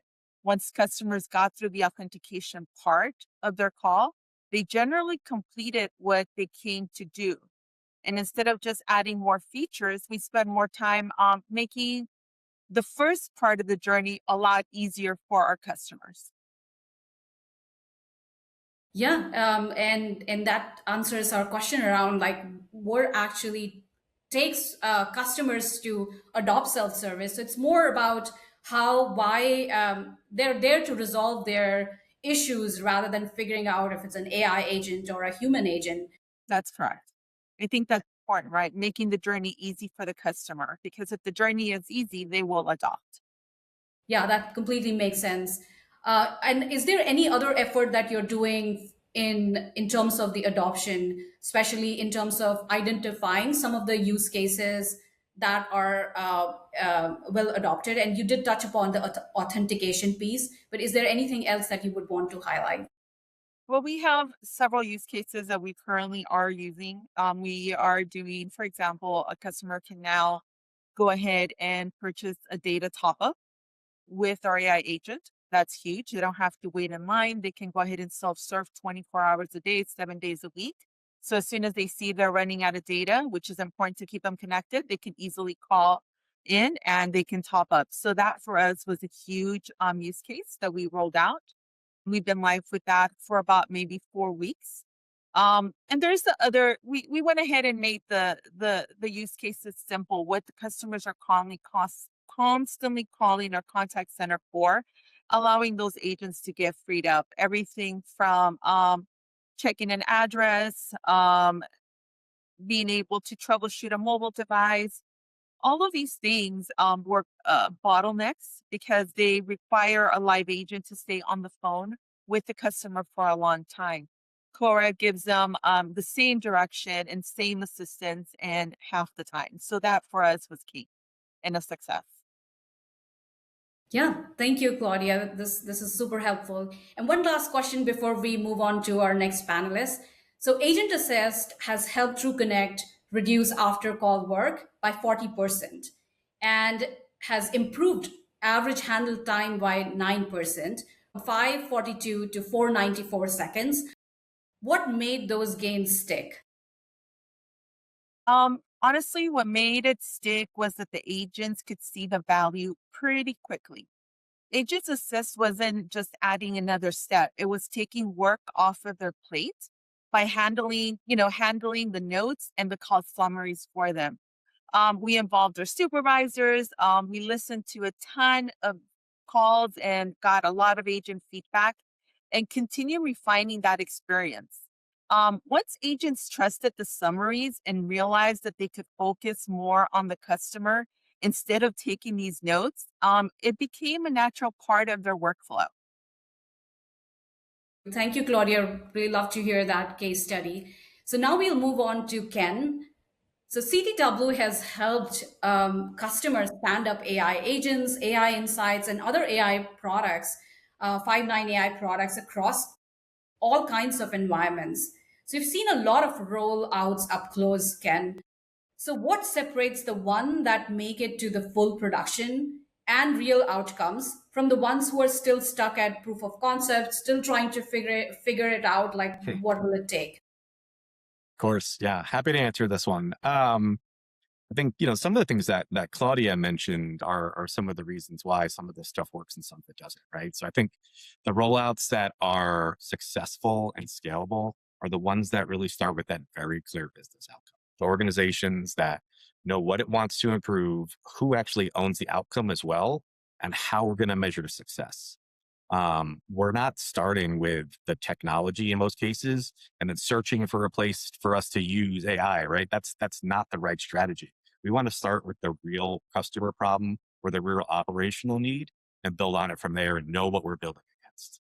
So like Claudia mentioned, like bringing in the right people to that process early, including business folks, the operations, the technology teams, security, data, and even sometimes the frontline employees of the folks who are actually going to use the solution is really key to being successful. And I think they typically stall when the solution or the project is owned by one team and everyone's brought in this aftermath, right? So including everyone early, understanding what you're building, why you're going to build it, and what is your outcome of building the solution, and then knowing how to measure it. And then the thing that Claudia said that I love is, like, once you have it built, how do we iterate on it? How do we make it better? This isn't something that you just deploy. It's something that you need to give care and feeding along the way. How do we make it better? Customers are interacting in different ways. Employees start working in different ways. So how do we make sure that we're, looking at the solution every 3 months, every 6 months, whatever it is, depending on the solution, and iterating as needed to make it that much better? Yeah, that makes sense. Like start focus, prove value, and then expand. Absolutely. And I think, I'll add in too, like using tools like AI Insights is a great place to, like, if you're not sure where to start, use AI Insights. Look at the data. It's going to tell you where to begin, right? You don't need to start with the most complex use case that you have in an organization and, you know, uh, wow the C-suite, right? We want to make sure that we're providing stuff that's providing ROI and measurable outcomes. So looking at that data and maybe some of the lower complexity, easier to deploy solutions aren't as exciting to see, but sometimes they're the solutions that give you the most ROI and bang for your dollar. So using the data, I think, is key, and Agent Insights plays a great role in helping customers understand where to begin in their AI journey. Yeah, that makes sense. And another question that I have for you, Ken, is what's the most common mistakes you see companies make between proof of concept and full deployment? What is it that they're not doing it right? Yeah, so I think the biggest mistake is treating a POC more like a demo rather than a first step into your production deployment, right? So a proof of concept is usually built in a controlled environment. Maybe it's a small amount of data or a limited group, but like what we're really doing here is proving that the technology works. It's not a demo, and you're thinking. I think you're thinking too small when you have that mentality. And while you're in this in the planning for the POC, we need to think about what happens when this proof of concept's finished. Who owns the solution? How is it going to monitor? How are we going to scale it? How are we going to train employees? What happens when AI doesn't do something that we want it to do and something's wrong? How do we tweak it? Like, what's the plan to roll this out? What's the plan to govern this? You really need to make sure that you have that operating model up front. Otherwise, you get done with your POC and now you're planning the next 3 to 5 stages of this deployment, and now you're delaying your rollout. Maybe something happens where there's not as much energy behind the deployment, there's not as much funding, or another priority comes in place. So making sure that we're designing for production from the very beginning of the project is key. And I think a lot of customers overlook that sometimes because AI is new, it's exciting, it's overwhelming, right? So even when the use case is small, we need to be thinking about how in the long term, how are we thinking about security? How are we thinking about data? How are we thinking about integration, the adoption? How are we measuring this? And then I think the most important is how do we support this long term, right? This really helps us move from that proof of concept into a much smoother production rollout and really prevents organizations from losing that momentum that they have during the proof of concept stage. Yeah. Yeah, having that long-term vision is critical. So for sure. Yeah, I'm always talking, look, we typically in a proof of concept looked at the first 90 days, but we need to say, okay, what's happening 90 days plus? That's the mentality that we need to have. Thank you, Ken. So now we will move on to Cassandra. And she's got another great story use case here. So, Cassandra, you are tackling something as core as quality management with our new product, which is our agentic quality management.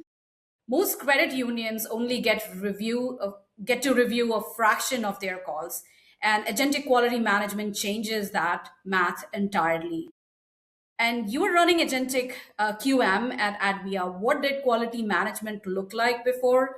And roughly what percentage of interactions you were able to sample and review? And what changed once you could evaluate every interaction? Yeah, happy to talk about that.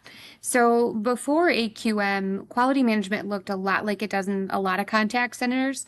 We have a talented quality specialist that reviews, as well as our leadership team that does the manual reviews of the calls. But because of the time constraints, we could only listen to a very small sample of the interactions. That meant we were making coaching decisions and identifying trends based on, just like you said, a fraction of the conversations across the organization. The challenge with that approach is that when you're reviewing the right calls, you're still only seeing part of the picture. You might identify an issue with one agent, one process, or one interaction, but it's difficult to know whether it's isolated or a trend occurring across 1,000 conversations. Supervisors also spent a significant amount of their time evaluating and then documenting and preparing coaching conversations with the agents. What changed with AQM is we moved from a sample-based quality management to a data-driven quality management. Instead of evaluating a small percent of interactions, which was 1%, we now have the ability to assess conversations at scale. Right now, we're evaluating 97% of all of our call volume, which gives us a much broader and much more representation of the performance across our teams. That scale is powerful because it changes the conversation. Rather than asking, did we happen to review the right call? We're asking, what are the patterns we're seeing across our interactions? It allows us to spot trends much faster, identify coaching opportunities earlier, and gain confidence that we're making the right decisions based on a complete picture rather than just a limited sample or that fraction. It also gives our agents real-time insight into how they're performing and making less of a wait for the quality to come back. You now have it at your hands to see it and make improvements immediately or see how you can do things differently. One of the biggest benefits will be the coaching aspect. Previously, coaching often depended on supervisor findings manually. Today, AQM identifies opportunities automatically and provides evidence-based back insights. Then that makes coaching more consistent and objective. The platform can help groups similar coaching opportunities together and focus your attention on greater areas that make bigger impact. So another major change is efficiency. So instead of spending hours reviewing calls and searching for trends, supervisors can focus more of their time on developing employees, improving performance, and addressing root causes. In our discussion with Five9, time-saving, coaching efficiencies, and operational efficiencies were all identity pieces that we wanted as key outcomes as we measured improvements. What I also appreciate is more consistency once we got AQM. Human reviews are valuable, but they naturally are influenced by limited time and sample size, really that 1%. So AQM provides a standardized evaluation approach across a much larger population of interactions that helps create alignment across teams and gives leaders more confidence in the information that they're using to support their employees and improve operations. Ultimately, the biggest shift wasn't just evaluating more calls, it was moving from hindsight to insight. Instead of looking backwards at a handful of interactions and trying to determine what happened, we can proactively identify patterns, understand what's driving performance, and take action sooner. That helps us deliver better coaching and create a better employee experience, which ultimately makes a better member experience. So if I had to summarize AQM in one sentence, what I would say is before AQM, we managed quality through sampling. But now we can manage quality through visibility, giving us a much more accurate, scalable, and actionable view of every member interaction. Great, Cassandra. That was great. And I love that sentence where you said you move from hindsight to insight. That itself tells the story like now you don't have to just sample one person and then figure out what's going on versus you have this whole 97 of calls are being sampled and quality management is done over that. So that's great. I know you touched upon this question already. What did the data surface that you weren't expecting? Was there anything specific that you would want to highlight?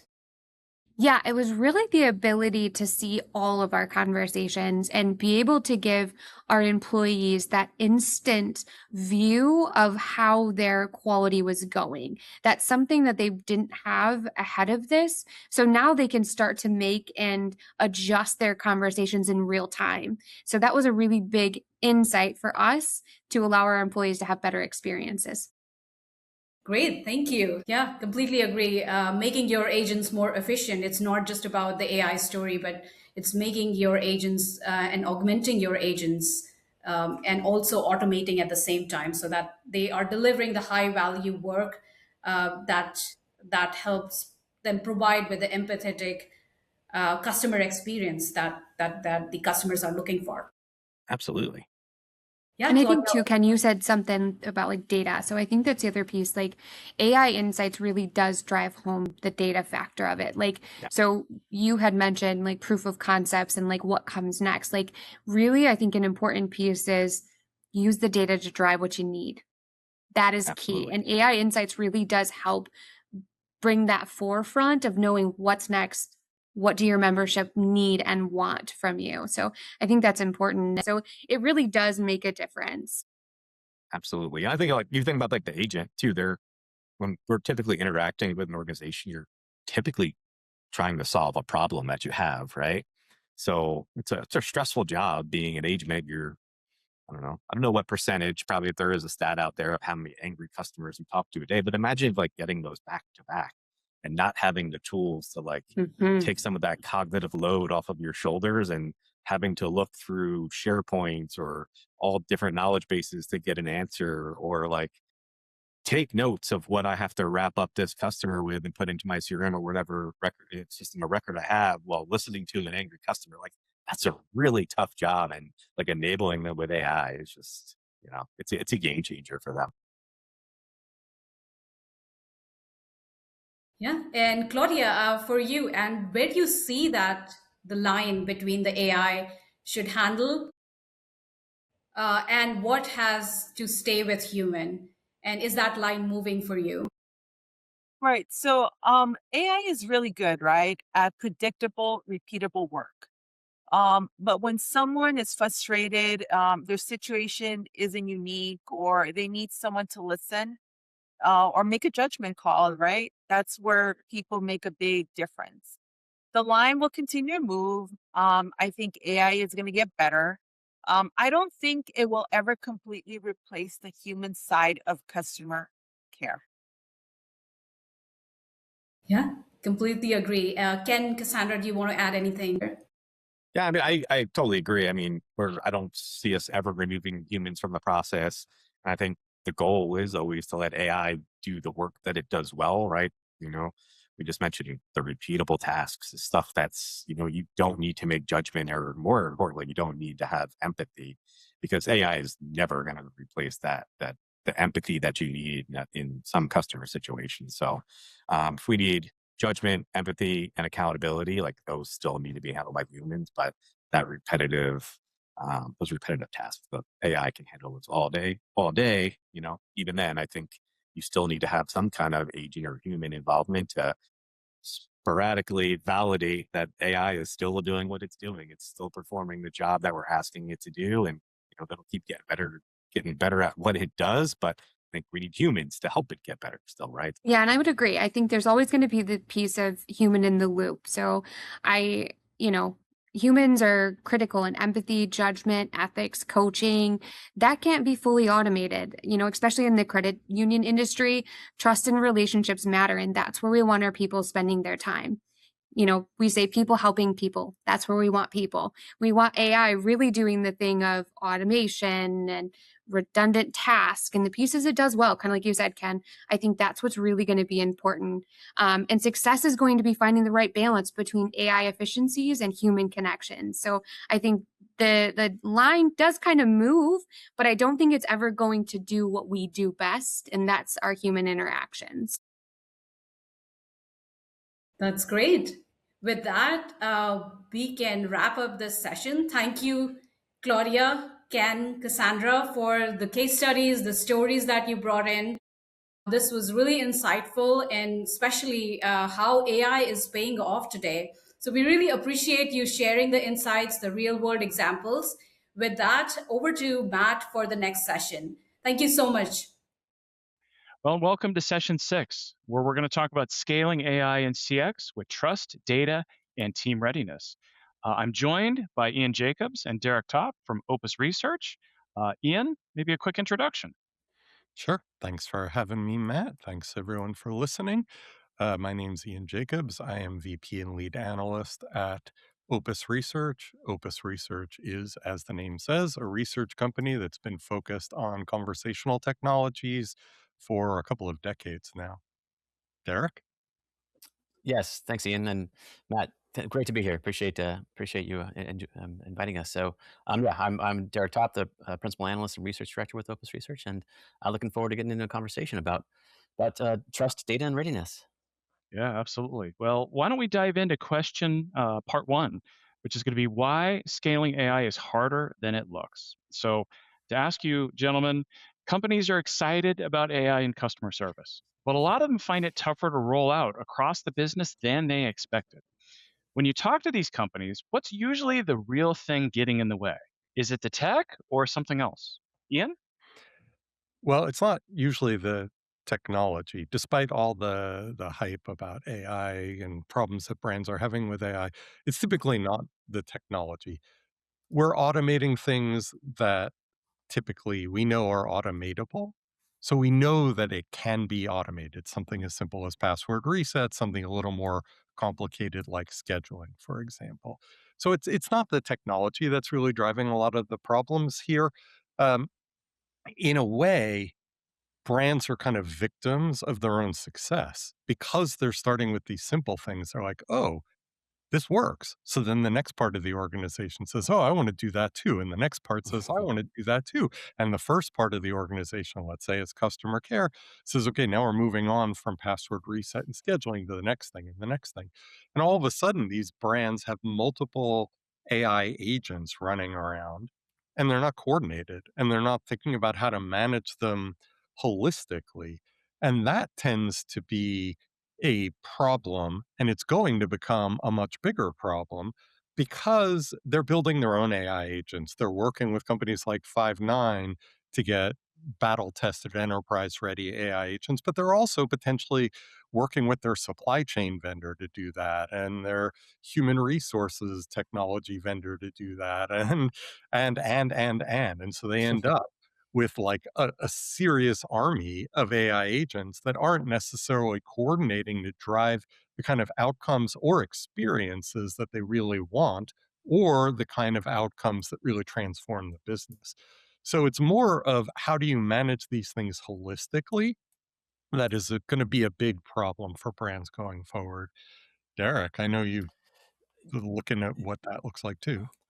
Yeah, I mean, you brought up there at the end in terms of the experiences. So from the customer perspective, that means they're having kind of different conversations in different channels. They're not getting their answers they want. They're having to repeat themselves. They're really kind of having that frustrating broad experience that you hear about so much because of the fact that these multiple AI agents have been deployed in multiple cases. So and the bottom line for that is that it's they they might work individually, but they kind of fail together. And to Ian's point that this is not scalable. This is not something that can be proven over time.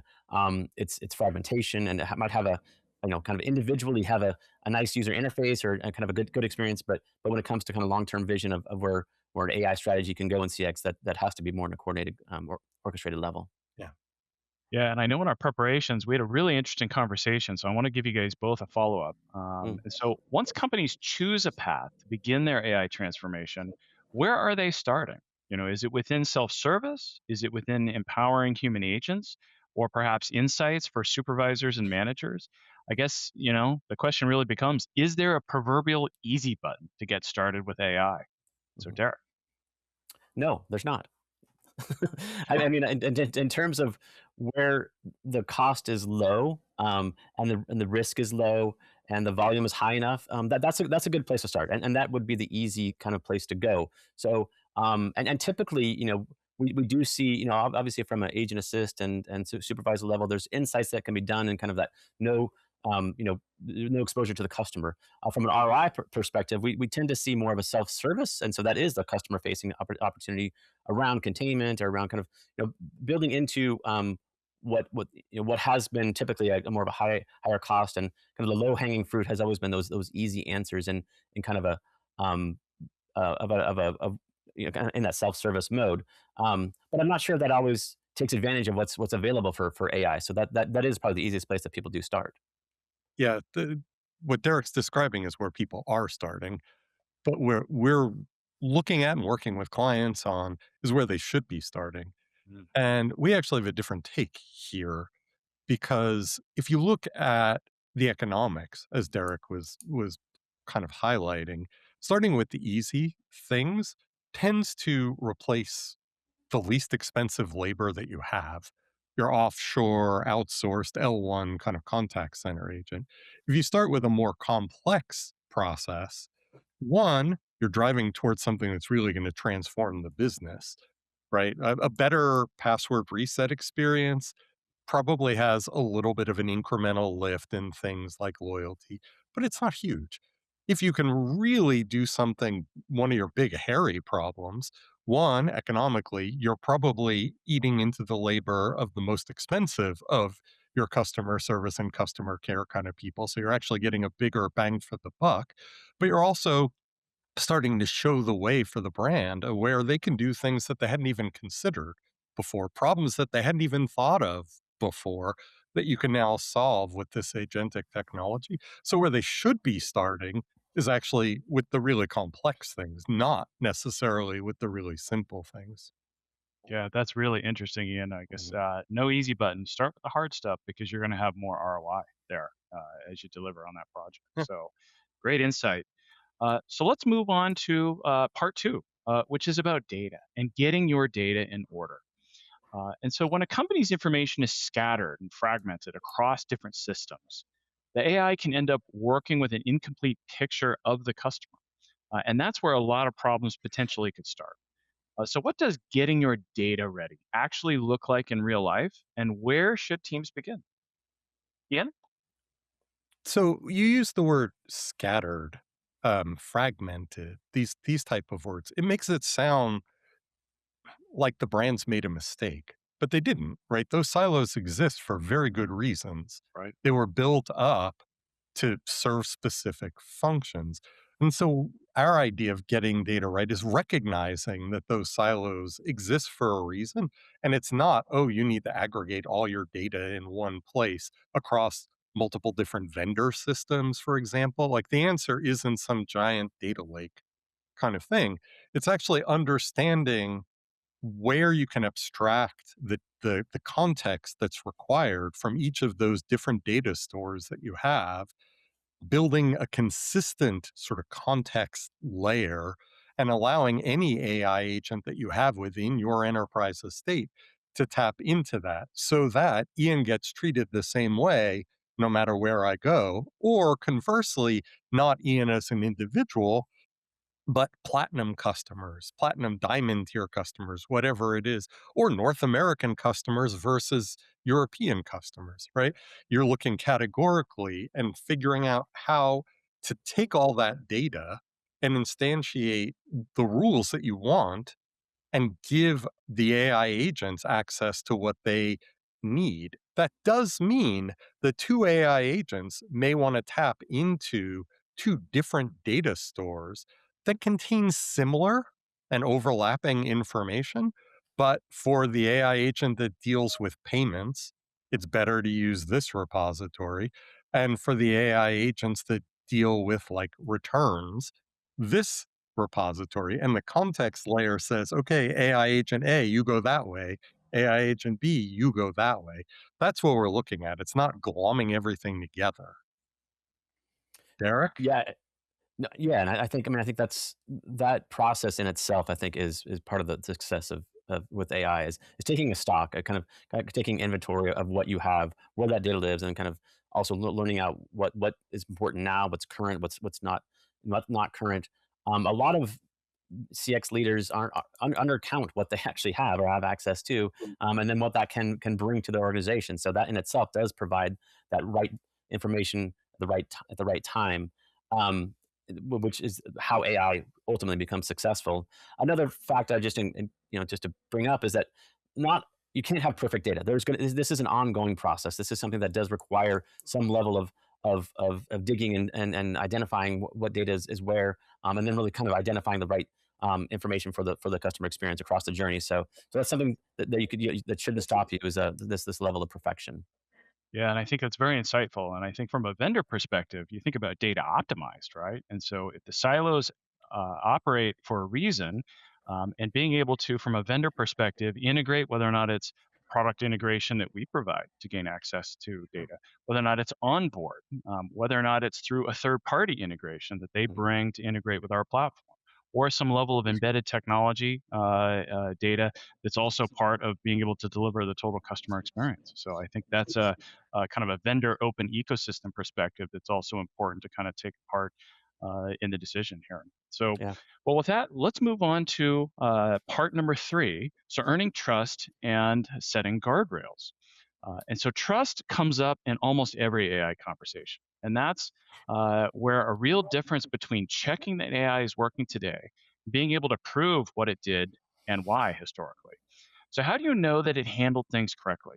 What does it really take to earn trust both for customers and from executives and leaders who are going to live with AI moving forward? And so, Derek? Yeah, and this is it is critical, and I think that is something that we at the beginning we even when AI was first introduced a few years ago, we talked about hallucinations, and somehow that became a really kind of common way that people were afraid of starting to use AI. And I would think about this and kind of breaking them into two different things in terms of guardrails and trust. So from a guardrail perspective, that it is more in terms of in the moment. That is, when a bot provides a bad answer, or when it doesn't have the right information to then get that answer correctly. So that's as it happens. But and then from a trust perspective, that's more longer term in terms of auditing and what had happened, and then kind of learning and then taking that as a like a self improvement in terms of where AI could go. Most teams treat these as one layer or one process. So I think it is important to kind of break those apart and then identify what is kind of what can be from a policy perspective put in long term to kind of provide that level of trust for your enterprise. Part of that is exactly working with a vendor too, asking them the right questions, seeing if they do have this kind of next level strategy when it comes to trust and evaluation and auditing. So that's a critical component that we see some the most successful AI deployments using that. Yeah, Derek was talking about essentially auditability for that sort of longer term. How do you prove that the AI did this thing? How do you learn from what it did, both to improve the AI agents, but also to identify potentially new opportunities where you can build out a new agent, for example. But I was previously also talking about, instantiating kind of a corporate policy that applies across all your AI agents. And if you think about that as a lever of trust, right, that also works to drive long-term trust in the brand, because I get treated the same and correct way, no matter what my entry point is into the brand, no matter what parts of the brand are working on the problem, I'm getting the consistent experience. And so that layer that I was talking about, even though we're not calling it like a trust layer, it's more about policy. If you instantiate the policy so that all of the AI agents are acting in a consistent way, that's going to also engender trust in customers and frankly in employees too, who might be augmented by the AI themselves. It doesn't matter where the AI is interacting, whatever the user is interacting with the AI, consistency is a great driver of trust. So there's also that level to be thinking about, Matt. Yeah, yeah, perfect. Well, and that also is a perfect segue into part 4, which is getting teams on the same page. Yeah. And so even with good technology, teams can pull in different directions. And customer experience, IT, security, compliance, they don't always work closely together. And so who needs to own AI for it to succeed? And how do the best companies get everyone on the same page? So, Ian. So I'm not going to give what I've heard many times as a typical analyst answer, which is everyone owns AI. And it's like everyone owns CX. Great. If everyone owns it, no one owns it. I don't like that answer. What we've actually seen in working with clients and hearing clients at events like your customer event, for example, Matt, is that this doesn't succeed without top-down executive sponsorship if the goal is transformation of the business, right? There might be little practical things that you can do that are within the organization, but if you're actually trying to change the way you do business, again, do things you hadn't even thought of before, that requires executive sponsorship. And it's not just because they control the budget, right? They give people freedom to move in ways that they hadn't been able to move within the organization. And yes, that could mean literally like career wise, go laterally somewhere you hadn't ever thought of. But I also meant where the ideas can go. That, though, needs to be paired with a bottoms up effort, right? So if you're really going to transform the business, and let's look through the CX lens for understandable reasons in this conversation, you're probably going to quickly realize that traditional contact center roles are not all that you're going to need in your customer service organization, right? We've been talking about complex estates that have multiple different AI agents doing more complex things. They're very likely going to run into situations, the AI agents are, where they're going to need human assistance. This customer is asking for an exception to this policy, and they're a diamond tier customer, so we should maybe consider it, but I can't do it on my own because I don't have the permission. So I go to a human being. The human being says thumbs up, thumbs down to that exception. What is that human being called? What is that role? How are they trained? Who manages them? How do you measure that? We don't have that. That's not going to come from the top down level. That's going to come from the operational people who are in the guts of your contact center organization today. And they need to be driving the AI effort, again, with the goal of broad transformation of the enterprise. So top down and bottoms up. I know I just did bottoms up and top, whatever. They need to have both sides Mhm. driving towards this.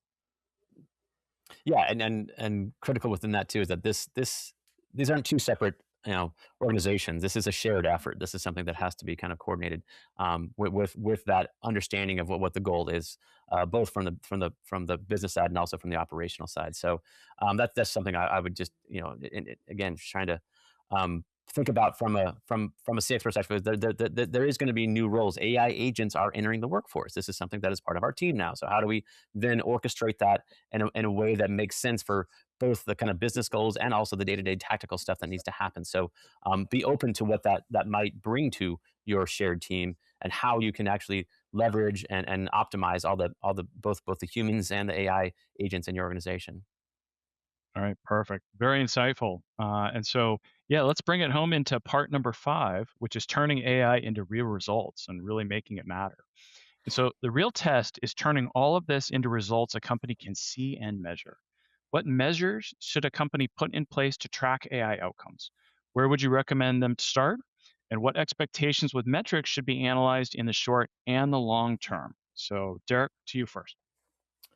Yeah, and that is, I think that is the ultimate goal, is to recognize what can be measured and get value of in both the short and the long term. So the short term debt probably looks around resolution and containment and kind of the escalation, the kind of typical things we talk about when it comes to CX metrics and what can bring kind of a quick ROI, because of the fact that you do have 24/7 coverage and you do have agents that are complex enough to understand human language, and have the access to the tools and the information and data to actually do something to resolve it.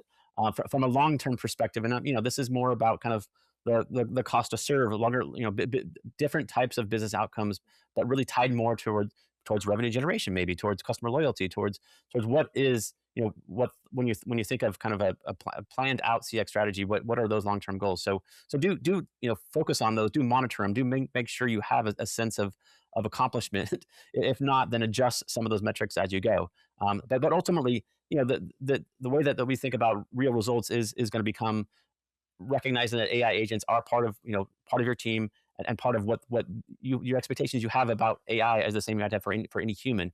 So make sure you do kind of focus on those business metrics that make sense. Yeah, if you can't demonstrate the impact, you're not going to be able to scale the effort. I mean, it's as simple as that. That said, so Derek was talking about short term, long term. I'd actually think of it that as short term and medium term, because long term, if we're right and that you're going to use multiple AI agents, potentially a full on army of AI agents to really transform your business, do things that you hadn't been doing before, have roles that you hadn't had before, create new products and services that you can support in ways that you'd never thought of before, you're going to need new metrics. Right? The world that we've lived in has well defined metrics. We all know how to measure AHT. There are debates about what counts and what doesn't, but like we know the traditional contact center metrics. That's probably not what's going to be your North Star driving your business in a few years. It's going to be metrics that we haven't even thought of yet because we're talking about doing things that we're not doing today with a workforce that hasn't worked that way before or hasn't consisted of those roles before. I think one of the hardest things to plan for in this future is what these new metrics are going to be. And it's going to be really difficult to do if you don't start now and start thinking as we're creating new ideas, new roles, what new ways of proving out the value can we get? Like there's so much data, we're swimming in the data. I think that the biggest thing that you guys are going to need to do in the future to really prove out that we really changed the business is measure it differently than you're doing today. That's how you're actually going to prove it. Like it's so different. We couldn't even use the old metrics anymore. That's really the future that we're envisioning. Yep, that's very interesting. So great insights. So Ian, Derek, thank you so much for joining us here with session 6. And so with that, that is a wrap on this part. So thank you very much. And there it is, Five9 AI Day. We started this with a question. What is your AI strategy? We hope you've learned some insights to be able to put your strategic plan into action. And the second question is, how can you use this technology to transform your contact center? Hopefully, you found some easy buttons for AI. The first, being able to elevate your supervisors, your managers, your executives to really see what's happening in the contact center. Second, how do you empower your human agent? Third, engage with agentic AI agents. With that, you're going to improve your customer satisfaction, scale, and really be set up to win. And question number 3, what results should you expect? Well, first, define your plan. 2, take action on that plan. And 3, work with a trusted partner that can deliver the results that you want. Five9 is here for the entire journey with you. We have the products, the technology, and the services to help you succeed. Thanks for spending the time with us today, and be sure to check out five9.com for more information.